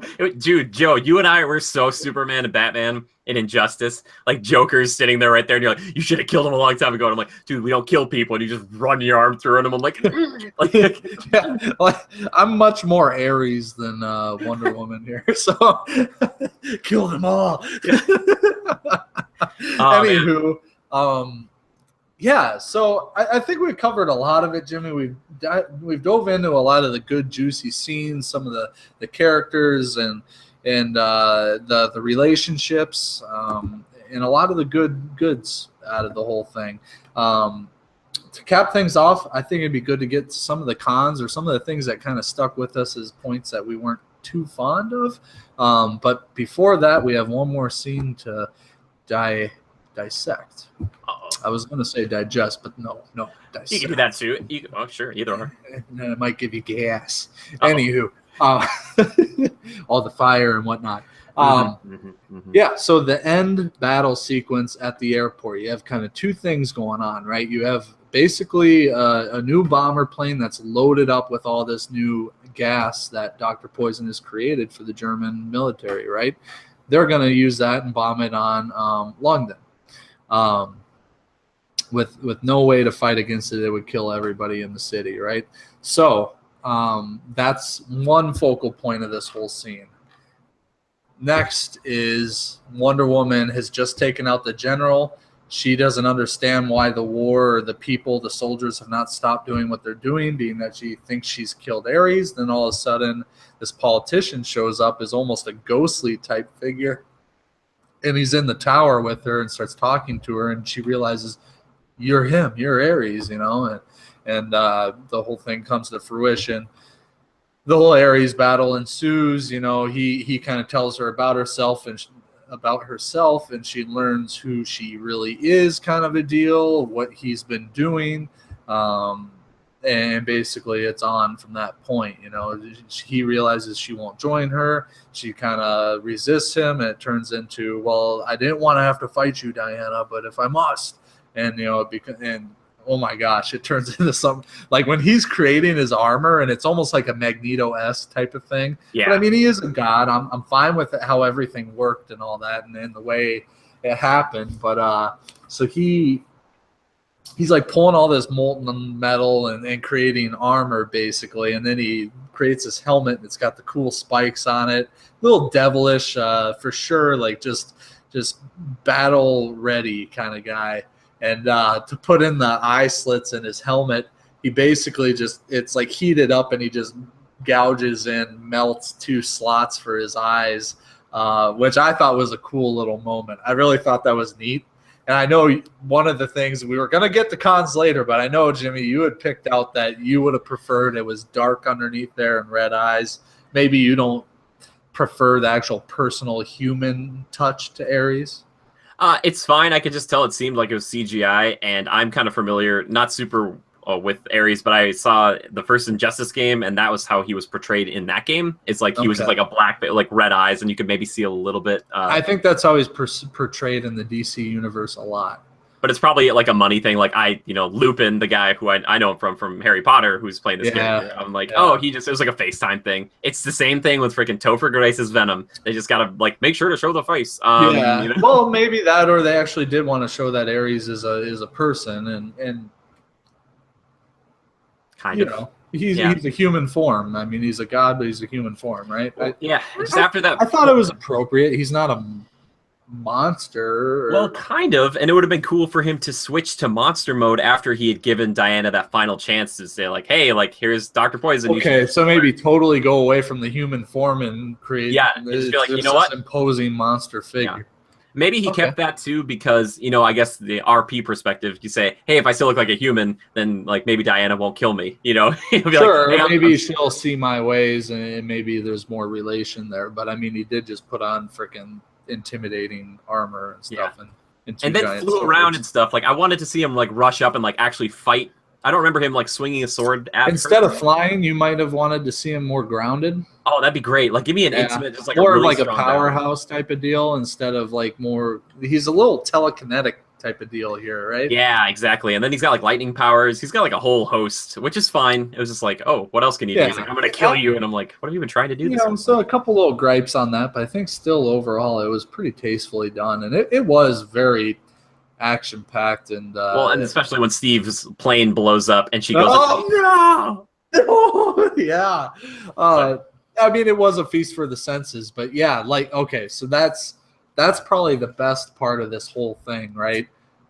Let's lead up to what you just noted. Let's lead up to that because I think that's the point we want to touch on most about this scene that kind of really just takes it to another level, and it's another one of those not as good as the No Man's Land moment, but it's pretty, gives you a little bit of a chill up your spine, like whoa, But so what leads up to that is Wonder Woman's getting her ass beat, right? She's getting tossed around this airfield like a rag doll a little bit. She hasn't quite realized her full potential. She's just, she's in the learning stages. Up until this point, she thought she was still an Amazonian, nothing spectacular. But so leading up to this, she's getting smacked around. I think what happened? Something, some sort of explosion next to her gives her, like a tinnitus effect, like she's just hearing ringing. Oh, was it the one where I think somebody, I don't know if it's the one that the guys, like her buddies, blew up that hangar and she was nearby that? If that was the explosion that it was, that might have been a different one. Something. Oh no, it was a bunch of grenades that he pulled out detonated grenades and they all hit and detonated next to her or something. Or was it her shield? I don't know. Either way, she gets knocked back. Either way, that created the ringing in her ears. She can't hear very well, and kind of a tinnitus issue, like from Archer. What? Anywho, I was like, I haven't seen it, so yes. So there's a bit of separation between the two. Like Ares is kind of at the far end of the airfield, and she's been knocked back a ways. Chris Pine comes running up to see if she's okay because she's on the ground. They stand up and he says stuff to her. You can't hear it either because you're feeling, the audience is feeling the same effects Wonder Woman is, sort of a deal. And she's like, what? I can't, what are you saying? And it's very intimately / quietly done. And you can tell it's like a big moment, but you're like, wait, what did he say? What's going on? And so, he hands her, did they even show that in the scene there? Does he hands her the watch? Do you see that there? I think so. It's brief, yeah. I think. Yeah. I can't remember because so that happens. He goes running off and you hear it from from Steve's perspective. Her yells, Steve, and he's running towards the plane to go. He's going to fly it away where it can detonate safely. And, you hear her yell Steve, and he kind of does a hesitation and kind of looks to the corner over his shoulder a bit, but he keeps running because he knows he's got to take this plane and get rid of it safely, to save all of London, right? So then she goes back to fighting Ares. She's getting tossed around. Then she gets pinned down by the tracks from a tank, steel tracks. He basically like telekinesis wraps her like an anaconda and slams her into the asphalt, and he's crushing her. At that moment, she has like this little like quiet flashback moment, and she realizes what he said, and they give you a word by word reenactment of that little moment. And what did he say, Jimmy? I know what he said at the very end. Yeah, me too. I was gonna say he basically confesses that he loves her, and that I think it was something kind of reinforcing the whole like fight for what you believe in, and exactly, like, it was something like that. And then he says, "I can save today, you can save the world." Yes. And then he says, "I love you." And then he hands her the watch and leaves. But he doesn't. I also love that he doesn't kiss her. He doesn't like, because that would have been weird if she's like, what? It's just left with that profound line, and he leaves. And I thought that was a perfect way to do that. It doesn't bring that. Sometimes the physical people, directors, people in general tend to feel that the physical actions show more or are more important or impactful. I've been using the word impactful or impact a lot tonight, but a lot of times people feel that physical action is more impactful than the actual words. And I feel like the way these words were delivered and that line, the writing, that scene itself, that was just top notch. Cherry on the sundae, I thought. And then she's trapped there. She's watching the plane fly away in the distance, and she can barely see it. You can hear her say Steve or whatever. And then the plane blows up because Steve shoots one of the gas bombs. Maybe he hesitates, and you never hear a gunshot. Oh yeah, they don't show him actually shooting anything. So he might jump out the back. Plane explodes. Yeah. And as far as she knows, Steve just blew up in the plane with the gas. And that leads on to your moment that you were describing, where she just freaking, no, one of those just like things just got real, and she just screams out, and the freaking tracks just explode off of her, and from then on it's like almost like a rage beatdown. And you would think, oh, she's turning on Ares, immediately taking him down, right? No, she goes freaking nuts and starts taking out every German soldier on that airfield. And Ares is just sitting there drooling, clapping his fingers together like Mr. Burns from Simpsons. And he's just like, excellent. And his eyes are all wide, like, yes. You know what I mean? Like she gets it, or she's come to his side. And then she picks up a tank, and we talked about this a little earlier. She picks up a tank and is about to slam it down on Dr. Poison, right? Yeah. She's kind of laying there cowering, with the tank held over her head. And Ares is going through his whole speech and basically, they're not worth it, kill them all, whatever. And I forget what happens, but she basically says no. They all deserve a chance or something like that. Do you recall exactly? Yeah, something like that. A second chance. I think you had brought it up earlier, but something along those lines. Something to that effect. And she tosses the tank to the side, and then it becomes Ares starts laying it on her, but she's rolling with the punches and dishing it back out. And eventually, end scene, she's just like, goodbye, brother.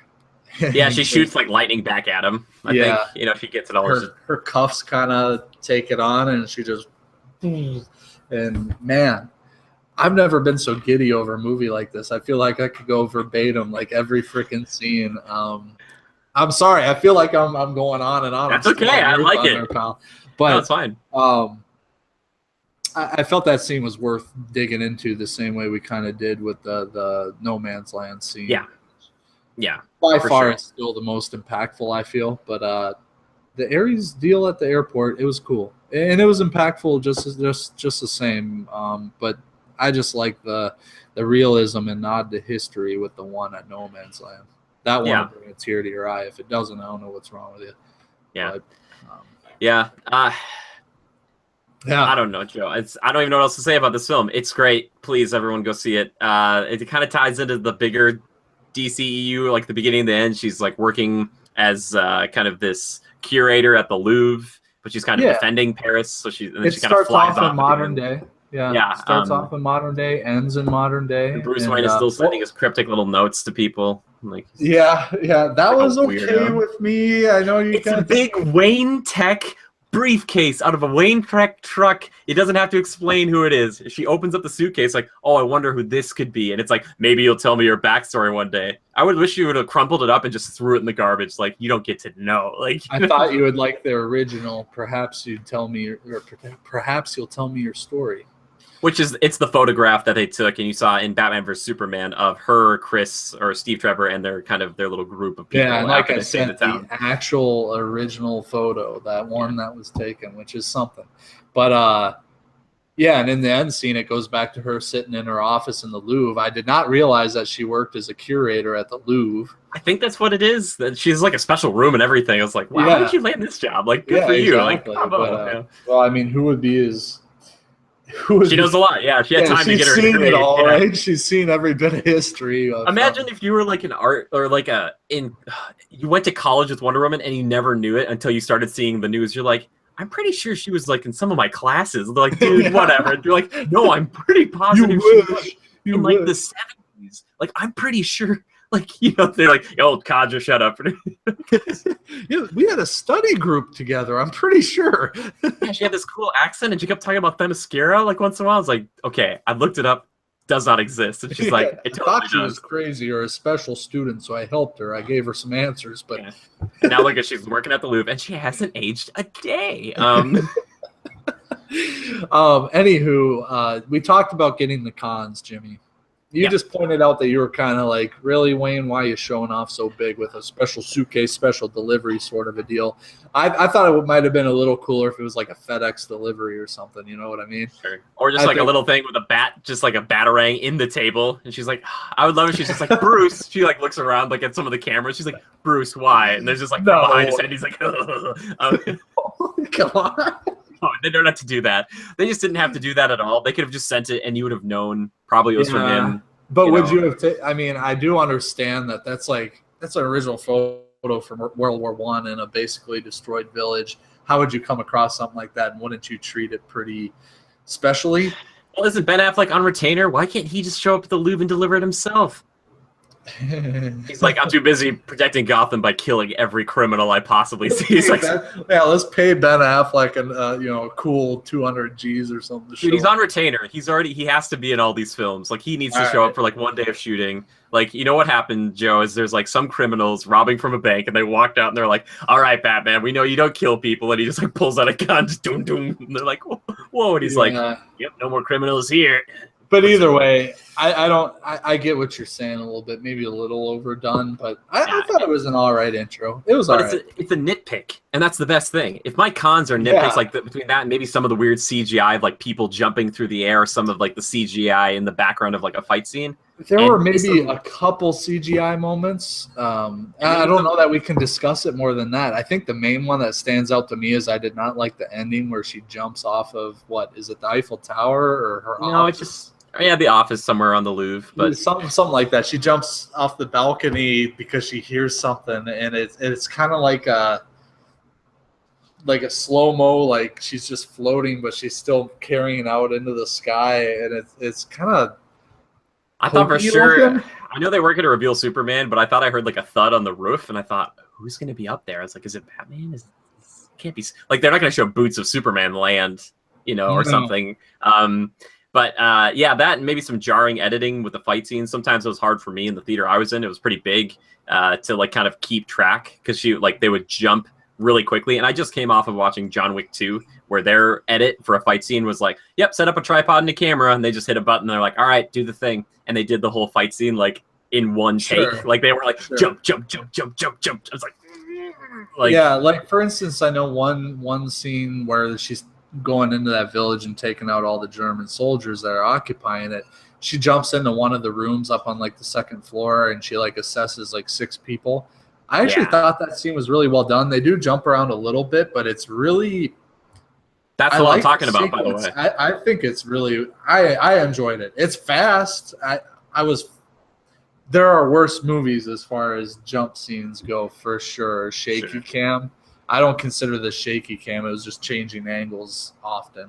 It was just really quick, though. If we go back and watch that again, let me know, because that was the one I'm talking about. She shows up and starts doing things. And maybe it's because you're supposed to be in the perspective of one of these German soldiers, and you don't know what's happening. Like, you're trying to... Like, I didn't even know she broke it. It's a little like that. She breaks a gun behind her back, and I was like, wait, that was a gun? Like, I watched the trailers again and again. I'm like, oh, that's a gun. I was like, I thought she was breaking like a post or something. I was like, why is she breaking a post over her back? Yeah, I think I saw a trailer too, and I thought somebody hit her over the back. But no, she like had it locked with her arms and just, which was actually because I caught it right away. I watched it in the movie theater. I was like, oh shit. Yeah, the German soldier should have just been like, I'm so sorry. Like, like you see that happen, you're just like, it's too light. Strong. Es tut mir leid. Es tut mir leid. Es tut mir leid. That's one of the guy gets killed. He's like, es tut mir leid. Anyway, yeah, it would have been pretty good. But really, the cons in this one, there aren't many. It's nitpicky at best, which is great because finally we have a female-led superhero film, or just a female superhero that if someone says to me, hey, Jimmy, who's your favorite like superhero that happens to be a female? I could say Wonder Woman easily, because for so long it's only been like Black Widow, and I've told people, I'm like, I'm not a fan of Black Widow, and they're like, you just say that because you don't like Scarlett Johansson or whatever. She's just overdone. First off, Scarlett Johansson, she's just working. I get that. That's totally fine. She's just too much in everything, but she's not a good role model. Black Widow's a bad person, like not a good person. She does good things once in a while, but her past, she's like, I got red in my ledger. She's done a lot of bad stuff. And that's not what I would want if I had a daughter to look up to. Be like, oh, sweetie, if you want, you can dress in all black like that, and you can be some sexy lady. You want to be that? Like, Wonder Woman's just like a powerful, compassionate lady or whatever. Like, Black Widow isn't much more than all these little things that, like, I'm a super sexy spy lady, and I can, like, twist around and throw a man to the ground. Wonder Woman is like, I'm going to save everybody, and I'm going to protect everybody, and I'm also very powerful. I feel like, and I feel like they portray emotional intelligence a bit more with her. Yes, exactly. The emotional qualities, the values, the core values. I think they really do a good job of throwing them in your face. Yeah, you want to talk about, side note, forced romances? Age of Ultron, Hulk and Widow. Yeah. No, get that out of here. That's garbage. Stop it. Like, just because you don't have anything for them to do, it's like, just make them love each other. He tried to kill her in the first movie. Does everyone remember that? Like, he really tried, like almost twice even. Oh well. Anyway, but yeah, I just think this movie's great. It's great. It's great. Yeah. All right. So I have a couple notes to get to in closing thought, but first I wanted to show this. I don't know if it'll show up for you guys. Gal Gadot. Sorry, okay, so what does that say? Chris Hemsworth right there? Can you read that? I think she kicked Thor's ass. Yeah, and then Gal's response. Oh my gosh. If they did a DC MCU crossover and Thor fought Wonder Woman, you know what Odin would say? Odin would show up and be like, we were talking about Lady Sif before. I'm thinking you and Wonder Woman would make a mighty fine. Be like a power couple, like literally a power couple. But so for those who are just listening or couldn't read that or aren't watching, so Chris Hemsworth tweeted out, I think there was a photo or a little clip of Gal doing some sort of daytime talk show interview for promotional. But Chris is like, I think she kicked Thor's ass, and in a tweet, and then Gal replied to him saying, I always knew you were a smart guy, but I think it's worth a fight. We should collide worlds. Winky face or smirk. I would have loved it if both like Robert Downey Jr. and Chris Evans got in on it. They're like, oh, definitely she'd whoop Thor, like no problem. And then he would have had to tweet out like, oh my gosh, hey guys, stop ganging up on me, all right? Like you guys would fare any better. Iron Man and Cap would be. It'd be bad. I thought that was funny, and I actually saw some other tweets online. I was looking at some review stuff or people's experiences. I just looked up the Wonder Woman hashtag, and there were actually other tweets. I think I even shared one with you, Jimmy, just to prove that it was a thing, that other people, even men, teared up a little during that No Man's Land scene, and there were other people tweeting that. So it's not just us; it's the general public. Yep. I'm not ashamed. Yep. I'm so proud. I'm so proud. This movie is not perfect, but it is so very good. It's a reason to go and get excited about a movie. Yeah. Last time I got excited out of a movie, maybe it was Rogue One, but it's because I watched my boy Darth Vader go to work, and that was the only thing. And not like he's like, second. oh, it was dude. If they just repeat that just like 10 times, I'd just be happy. Be like, Yeah. So, I mean, rarely do I ever say, yeah, I'll go see that again in theaters. Rarely. I don't really see movies twice in theaters. But this one's worth it. It's worth see it again. $10, $12 tickets. So I want my girlfriend to see it. She didn't get a chance to see it. I think she would love it. I think women in general would love it. And for example, I was in a movie theater. For some reason, my local movie theater is a bunch of idiots, and they put this 3D Wonder Woman movie in one of the smallest theaters they have. It wasn't bad. It was enjoyable. Comfortable seats still. It was all right, but it's a lot smaller of a screen, probably a third, maybe half the size of a big screen. Not a third. I'll say a third. It was small. But I think maybe they avoid the expense of making a giant screen 3D compatible. Probably. I don't know. Either way, it was a smaller, intimate theater. In this theater, I think I had a family behind me. I had two guys next to me, I think like a dad and a son, dad in his 50s and son in his 30s. I had like a couple sisters in front of me, cute girl with her older sister. And then I had an older couple behind me, probably in their 70s, easily. That's so cool. It was really cool. So there was a good mix here. I mean, female demographic, male demographic, me and these guys, a family in the back, and most of the kids were girls, I think. And I've seen a lot online, too, about women going to see this film and liking it. So I think that's great. I like seeing that movement. I like that we've talked about it, a superhero film that's more appealing to the masses instead of just, your teenage or early 20-something guys, right? Yeah, exactly. And it expands beyond like the nerd community or the comic book geeks, whatever. It kind of breaks stereotypes, breaks those walls down a bit. Yeah, and I think a lot of it is because she as a character can love unapologetically, and she isn't jaded, she's not cynical, and people can outwardly say about this movie, like, I love this movie so much, and people, no one's going to say, like, really, come on, man. Like, you're just saying that. It's like, no, just like, they just love that that movie responds with them. It resonates with them. And that's just a beautiful thing. Yeah. And so another interesting thing, it's a small movie. I think I mentioned how many people is that? Probably family of 5, 2, 7, 2, 9, 2, 11, 13 people. Excuse me. I've got the ginger ale burps. Anywho. So like 13, 14 people in there. During these little comical moments, no one was shy about laughing. I think the entire theater chuckled, even myself. And then before the movie started, they did like a little historical, did you know this about Wonder Woman, that about Wonder Woman? And the older couple behind me, before that started, I heard him mentioning, our buddy Gene or whatever, he's got all the old comics from the 40s or whatever, and they were talking about that, and then they were talking more about the history, and I heard the woman comment on it, and that to me spoke volumes right away. I was like, man, this character, a lot like Superman, some of the others, but there's a lot of history there, and maybe metaphorical history, wartime type of deal, creation of her character, that sort of thing. The fact that it can relate to people of that age is astounding. I think that's awesome. And I could tell by the way the movie was going, they were laughing during the funny parts and everything. The fact that they enjoyed it, that speaks volumes, man. I mean, come on. That's very cool, very cool. That's something you don't see often.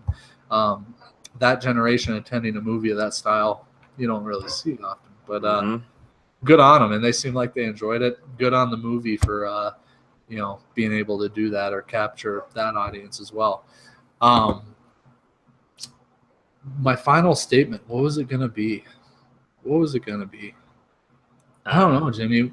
You scored this one in your review, right? People should go check that out. I did, yeah, and I'm interested to see what people think. I think as like a fanboy, I would give it a much higher score, but trying to be rational and all that, and kind of think about that. But Yeah. I guess my final statement would be: I love a period piece. I love that this is doing very, very well, and people are responding to it really well. It warms my heart. It made me tear up. It made me laugh. There was a lot of emotion in this film. And it's like if you took Thor and you put him in that first Captain America, the first Avenger film, and I absolutely love it. And all it does is it sets the bar really freaking high for Captain Marvel. So when Marvel comes around and does finally their female-led superhero film, which I think they're still doing a Black Widow one. Okay, fine. Captain Marvel's going to be way better because guess what? I like my heroes to be able to take a punch from anybody, honestly. And I'm not saying that Widow's like, oh, she's a woman. Like Hawkeye can't really take a punch from anybody either. So it's like if she's your only female that's strong, they have Scarlet Witch now, kind of. But I want to see people get in the fray, and Wonder Woman is not afraid to get in the fray. She likes it. She smiles when she's fighting in Batman vs Superman. Like she's not afraid to go headlong. She doesn't have to do anything tricky or weird. She's just running straight in. I loved it. It's a great film. Go see it. Tell everyone to go see it. Please, just go see it. Go see it, please. Yeah. Tell Hollywood we want more of this. We want more of good films and more female directors for female-led movies. Please. Oh, that was my other closing statement. Even if it's not female-led, Jimmy, I think the female perspective on direction... Even if it's a guy, yeah. Totally, Joe. Screw just having guys. Put the women in there too. Come on, let's go. I hate to say it, but I think once you start mixing emotions into the storyline and trying to develop things like that, and really, I guess approach things from a more emotional, artistic standpoint, I gotta admit, I think the female touch really gets it a little better. I forget her name right now.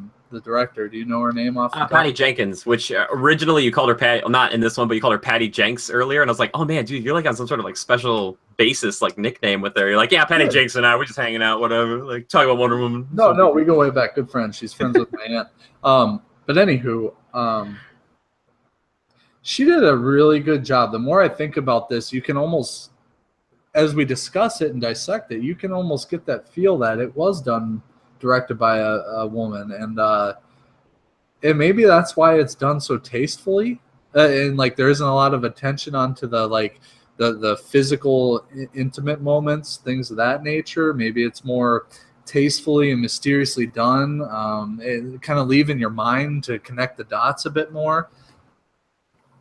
Man, maybe that's the thing to do, man. I'm just saying. But so that was my third item I wanted to draw attention to. Not only the audience in my theater, and the emotional and historical connections, but the direction. Clearly stellar. So I didn't do my own review such as you did. So I'm gonna come right out and say it. I've talked about I plan to see it a second time. I plan to purchase the movie. I walked away thinking about it. I'm still thinking about it. I have her freaking picture as my phone wallpaper. I give this movie a strong 9, man. Yeah. I mean, if I could give it a 10, I would.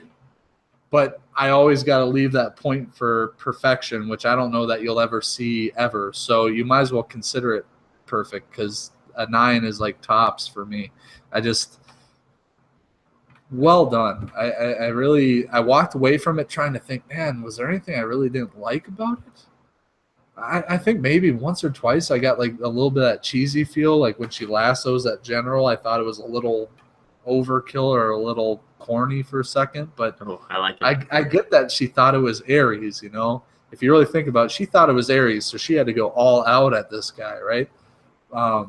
A quick thing about the lasso. I love that moment when they're in London and they're kind of, dressed just like as normal folks. And she's like, how can I believe you? And Steve said, he grabs the lasso off from under, puts it over his wrist. And he's like, yeah, we're going to do this. We're probably going to die out there. Like, this is a bad idea. Like, that's so good because it just takes uses the source material lovingly and in a fun way. DC, you got to do more of this. You got to win. Take this momentum and drive Justice League home, because right now I'm still worried. I'm still worried I about Justice League. won't lie, I'm a little worried too, especially like- with the ensemble cast.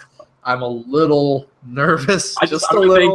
think, why isn't there more Wonder Woman in this film? You know what? They should probably do a whole movie about Wonder Woman. They'd be like, yeah, well, we're gonna go watch Wonder Woman now. Actually, like, yeah. You know, some of the critics are giving it kind of mixed reviews. Like they thought it was. I'm not going to read any, but go check them out maybe. But don't let it sway your thoughts. Go see it for yourself. Some of them were a little mixed, saying like, you know, the story wasn't necessarily amazing or anything like that. I beg to differ, but then some of them were like 100% ratings, like it was amazing. Gal Gadot is the Wonder Woman we've always needed, sort of a deal. Personally, I think that's my thought. Yeah, so I give it a high rating, and I think all we've done is gush about this thing for, an hour or so. But one last thing I'd like to touch on, and this is post seeing the movie. I kind of wanted to see more about it, you know, and I was watching YouTube stuff, little behind the scenes things, whatnot. Of course, you know, follow Gal Gadot on Instagram, and she had some posts on there. There was one video where I think she was sick or something. She was supposed to do some public thing with it was like a fan type deal, and she couldn't attend because she was sick. And she put out this Instagram video from bed, and she basically, I mean, it was very down to earth, like a little thank you to everybody, and without you fans, I wouldn't be here, and this is kind of my dream. And she was very down to earth, seems like just a very good person, and that all that does is kind of reinforce my feeling towards the movie. Like, they couldn't have picked a better person to play Wonder Woman. Not only a role model on the screen, but a role model off. You know what I mean? Yeah. Yeah, my final thoughts, Jimmy. Yeah, well, movie gives me hope, and it seems like it's giving a lot of other people hope too. Joe, in its Thursday night preview alone, it made $11 million, which is, I think, one of the highest for like an origin story of a superhero. And a record came in recently that she broke the top 10. She is now number 4 out of all the 10 biggest openings for a solo superhero film of all time. Now, that's not adjusted, because it's kind of funny, because there's one particular one in here where I was like, oh, that one still wins, but she is number 4, which is pretty incredible. Can you read off a few of them? Yes. Let's start from the bottom and work our way up. The Hulk back in 2003, opening weekend. We'll do opening, just regular opening weekend. So 62 million. Captain America First Avenger, 65 million. Horribly underrated. Thor made 65.7 million. X-Men Origins Wolverine made 85 million. It's freaking Hugh Jackman. Iron Man made 98.6 million. I think a lot of people were excited to see that one. This is where Wonder Woman comes in at 103 million. She's made 103 million in her opening weekend. Very good. Spider-Man made 114 million. Man of Steel, 116 million, 116.6, and then Deadpool made 132.4. Now, one thing I want to create, or just want people to know, I don't like Deadpool that much, and adjusted Spider-Man crushes everybody else. Because adjusted, like Deadpool goes to 135 million. Spider-Man opening weekend for adjusted, $156 million. It's like, yes. That first Spider-Man, everyone was there. I remember it. I remember going, like, the theater, like, the lobby was just full. Everyone was going in. I was like, oh. Yeah, but I'm happy that she's in there. She's, like, right I under really Spider-Man. am, too. And so DC had Man of Steel in there. Okay, good. Which he should be. I mean, it's freaking Man of Steel. That is Superman. It's You're gonna the say staple hero of the franchise, right? They better get it right, or they better do well with him. But yeah, having her in there, I mean, this is good for DC. First of all, it gives them a little boost of confidence. It gives them a bit to work with, and it may be a bit more of a market understanding, and how to approach the hero aspect of films. I hope they take what they've learned with this film and they apply it to the rest of them. Yeah, I hope so too. They need to, and I hope they learn something from this. So good on them, and I'm really hopeful. I'm nervous about the Justice League because one thing is it's the first time we'll see 3 of these characters. You know, right? Aquaman, Cyborg, and Flash. Yeah, for the, I guess, well, besides technically Batman versus Superman. Oh, yeah, those, yeah, sure. And Flash is in it Ish. for like a hot Flash. Yeah. So, but this is the first time they'll be fleshed out in any way on Which- screen time. Joe, their intro Dialogue. for DC, they showed like kind of like old school versions of all the characters, but there's kind of like the 7, and I think we have the 7 now. I think it's going to be Green Lantern, which is going to be I the did 7th see one. him. I did see him in that. Yeah, but Aquaman was way different too, so I don't know if I don't know. Anyway, there were the classic showings of them, but this is good. Marvel obviously they've got it. They know what works. They're mixing the stew over there, and they got it. They just keep serving it up. DC they're coming up. I think they've hit a winning ticket here. Cash that sucker in. Let's keep it coming. Yep. They needed this. For me, I'm a bit more of a DC guy myself, and I'm just hoping that this is what they needed to give them that. So I Joe, can't talk about. I feel. I was gonna say I'm gonna lasso you in. I'm gonna lasso you in because we're just gonna talk about Wonder Woman for like 5 hours, which would be fine. We can just gush about it. But Joe, Wonder Woman when she has to, she's not afraid to kill some people. And then again, we're not afraid to kill them. Oh my God! Yeah, I thought for sure the watch was gonna get crushed in the movie. The watch that was handed down from Steve's father. Oh my God! And I'm pretty sure when it was handed over to her, it stopped. One would say she might have killed some time with time killers. I like it because in your head you're like, okay, I think I've got the kill and the time. So as long as I say it in some fashion, people will know what we're talking about. But yes, Joe, that's right. We're going into the segment Time Killers. That's what we've been TV shows we've been watching. Movies we've been seeing, video games we've been playing, and segues we've been trying to manufacture. It's just so hard. We got to come up with something better to segue to that. I think it's more fun if we just do it off the cuff. I think it's more fun for the people. It keeps people on their toes. But besides Wonder Woman, Joe, we watched some Bloodline season 3 the other day. I watched a few more episodes. Yeah. I haven't seen much more since then, but man, it's good. It's just that stinking thinking. Yeah, stinking thinking. Yeah, it does. Show. It's intense, and it's constantly like you're a bit on the edge of your seat. Like, how are they getting out of this? And there's a lot of build up to these, more impactful moments. But it's interesting. It's not always the quickest paced show, but it's good. It is really good.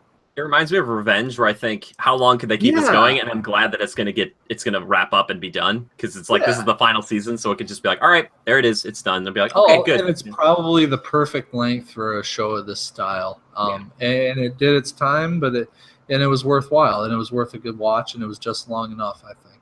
Yeah.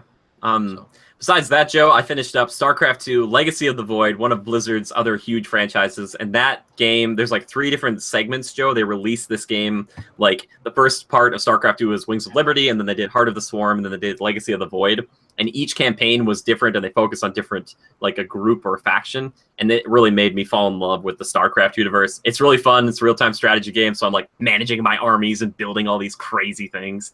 But yeah, that's what I did the other day, and I was like, it was beautiful. It was great. It was fantastic. And I'm also playing Night in the Woods, which I've been streaming. We'll talk about streaming stuff later, but that's been a fun game. I think the community's enjoying it. So they don't have any voice acting in there, Joe, so I do all the voices. I do the same for Dragon Quest Builders. I just have to put in voices myself because it's fun. So that's what I've been killing time with, Joe. What have you been killing time with? Well, like you said, Bloodlines, which has been great. I need to get back into that a little bit more. In fact, I forgot I was watching it. I need to go back to it. Just been real busy lately. What else? Overwatch. I don't know what it is, but this past week, you and I played a couple good sessions here. I think, Sunday night or Saturday night? Was it Saturday night? It was Saturday night, right? Maybe. I think Saturday we just watched Bloodline, and then Sunday we played Overwatch. No, I think we watched Bloodline like sometime during the week. I think it was like Was it? It was last Sunday we watched Bloodline, I think. No. Or Monday night. Sunday or Monday? Something like that. No, it was Sunday of Memorial Day weekend because I know I stayed up till like 2 a.m. because I didn't have to work the next day. Oh, maybe that's what it was. Yeah. But yeah, anyway, we've been having some good Overwatch sessions. I don't know what it is, but I've been just digging it lately. There's something about it. I don't know. But that's been playing some Battlefield 1, believe it or not. I've kind of dusted that off, and I've been playing a little bit of it, once in a while when I'm bored. This past weekend I did, and it's just so fun to snipe in that game. Yeah. I just love sniping. When you get that kill shot and it's like ching, and red name pops up, it's good. I enjoy it, and it's large scale and all that, but it makes it a little fun. You can work your way around the map and kind of get through unscathed and snipe some people. But that's kind of it for me. Nothing, not too much else, and yeah, just keeping on. Thinking all right, about well, Wonder Woman. Yeah, me too. Well, we get to move into my favorite segment, community feedback and questions from our lovely Legionnaires, which you guys can always shoot us a question. But Yeah. Night Warrior 29 asks us, what's your general opinion on the mobile game industry? #Critical Podcast. I think I don't know, it's fine. It's there a lot of times just to make money. There's some really cool games out there, and I know a lot of people like Pokemon Go. There's like some cool Nintendo games that they have out there. But for me, I guess I don't really look at it or focus on it too much. I haven't really played too many because they get so frustrating for me because you get to a point where it's like, all right, would you like to spend money or wait like 2 days for this thing to be done? And you're like, ugh. So, yeah, I don't know. Joe, do you have any feelings on the mobile game market? Mobile games on the market that I play. And if you are referencing besides just a phone, if you're talking about the Game Boy and stuff, then that's great. That's fantastic. I just don't really play that. It's just that, like, I understand it's there, and I love Fire Emblem and stuff. I really, really do on Game Boy Advance. But if you're talking phones, meh. If you're talking Game Boy and stuff, excellent. So. Yeah, and I haven't played any Game Boy stuff in years, like probably since I was like 16. I mean, like high school, early high school, maybe. And maybe I picked it up once or twice after that just to like reminisce. But the only mobile gaming I have is, really my phone. I did get a little obsessed with a game called Smile Inc. for a little bit.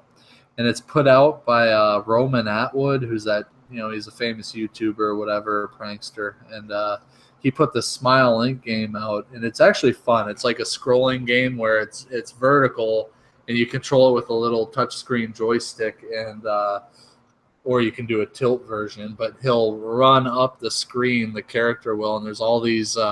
It's like miniaturized, and there's like pencils and stuff that fall on you, or like desks that you have to run through. It's like Office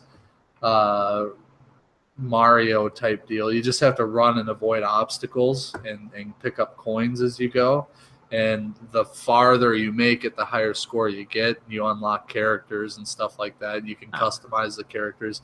It was actually a lot of fun. So every once in a while, there's a mobile game that I enjoy. Otherwise, I do kind of enjoy playing like Texas Hold'em Poker. If you get an app like that, I'll play that once in a while if I'm real bored, because I do enjoy that. But I never gamble with real money. Fair enough. Cool. Yeah. Next question comes in from Gabrielle, #Critical Podcast. Okay, dream big. A new Star Wars game is announced at E3, not Battlefront 2. What is your perfect game/announcement? I would have to say, I don't know if it'd be an announcement, but resurrecting a Darth Maul game that they had in the works a while ago. That'd be pretty great. You're playing as a Sith with a double-edged red lightsaber cutting people down. That'd be pretty great, but if that one's kind of already had its day, I'd say make a game where I could play as a bounty hunter and I get to kind of like live my life as a bounty hunter, going from planet to planet, hunting people down, but have an open galaxy. Don't like force me to go from planet to planet. Be like, if you want to go to another planet, there's more credits over there. It's more dangerous. That would be, and create my own bounty hunter. Oh, that'd be so cool. Like different weapons and stuff. Be like, if you want a jetpack and stuff, you can't have heavy weapons, but if you want to be on the ground, you can have these bigger guns. And so like Ghost Recon Star Wars style with multiple environments. There you go, Joe. Dude, like you're a lone bounty hunter sniper, and you're just like, you found like this little compound, and you're like, all right, it's like 100,000 credits if I bring him in dead, but 200 if I bring him alive, like whatever. It's like aiming. Also, shooting legs and arms doesn't kill people. You can like put them like you shoot a leg, they wouldn't die. They'd just be like hindered. Yeah. That'd be so cool. And your own That'd be ship that you cool. make.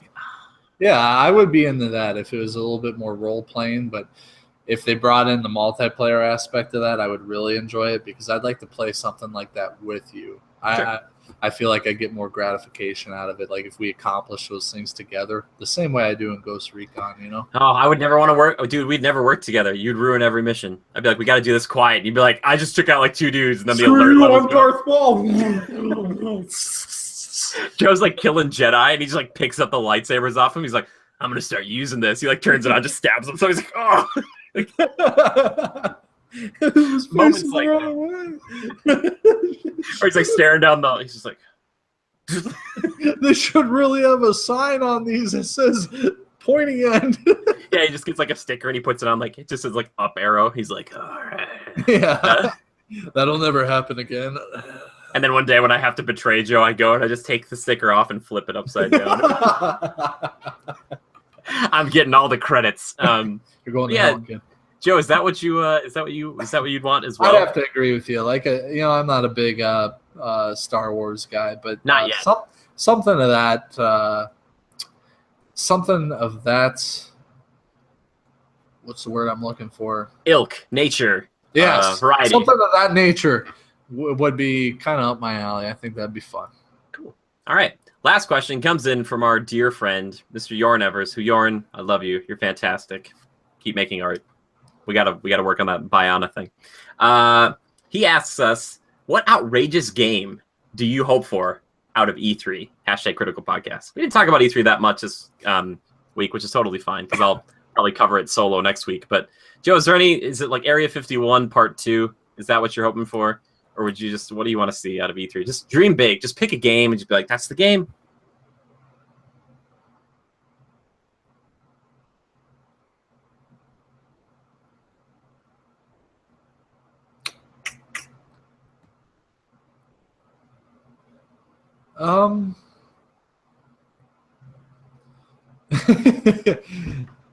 Ding dong, ding dong, ding dong, This is Wonder Woman theme. I can't do it justice. Hey, say it, Jimmy. It grew on me. It grew on me, and I love it now. It was stupid in Batman vs Superman. Now it's good. Yeah, and they used it at the right time, like you said. Yep. And they built up to it. You could hear it in the score. Like they wanted the orchestra's like they want to do it. They want to do it. Then when it finally came up, I was like, here we go. It's coming. It's coming. There it is. Oh gosh, yeah. And Area 51 Part 2 would be pretty badass, especially with the new technology, modern age consoles. I think it could be really cool and intense, scary as hell. Like a campaign co-op in that game, or a game that's very similar, would be really neat. I'm sure there are probably games like that out there. Like Mass Effect kind of sounds that way a little bit. Yeah, a little. You know, I just had a thought, Joe. Maybe you'd want to play a game like the Xenomorph game. And in this game, you always start off as a face hugger. And then you basically get on a person, and like every world, like you have to like basically turn into a xenomorph. So if you die as that xenomorph, you have to make another xenomorph. Like you play as like a third person or first person xenomorph, and you have to go through the process. But if you live long enough, you get like really, really powerful, and you're like a very strong xenomorph. Would that be cool? Would you like that? Yeah, you know what? So they had the what is it? That Alien Survival one. You were just Isolation. Alien Isolation. So you're a person on a cargo ship, and you're basically hiding from the alien throughout the whole game. Cool game. Great. Awesome.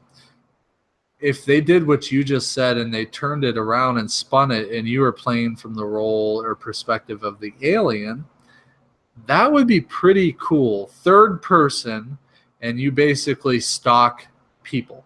Friday the 13th, but with Alien. Exactly. That'd be pretty great. I'd be down for that, for sure. Or, yeah, if they could do I hear Friday the 13th, or in fact I've seen, the quality doesn't look quite as good as I wish it would. It's a Kickstarter or something. Yeah, like it was like a GoFundMe type deal, right? So you knew it wasn't going to be like top notch. I hear it's fun. It looks good. It looks good on the live streams I've seen. It looks like it'd be fun to play for a little bit.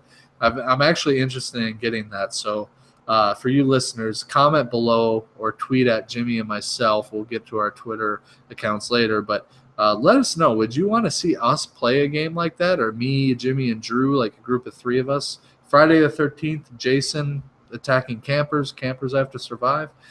Let us know. Anywho, from the aliens' perspective, I think it'd be really cool. I really do, and that could be a neat game.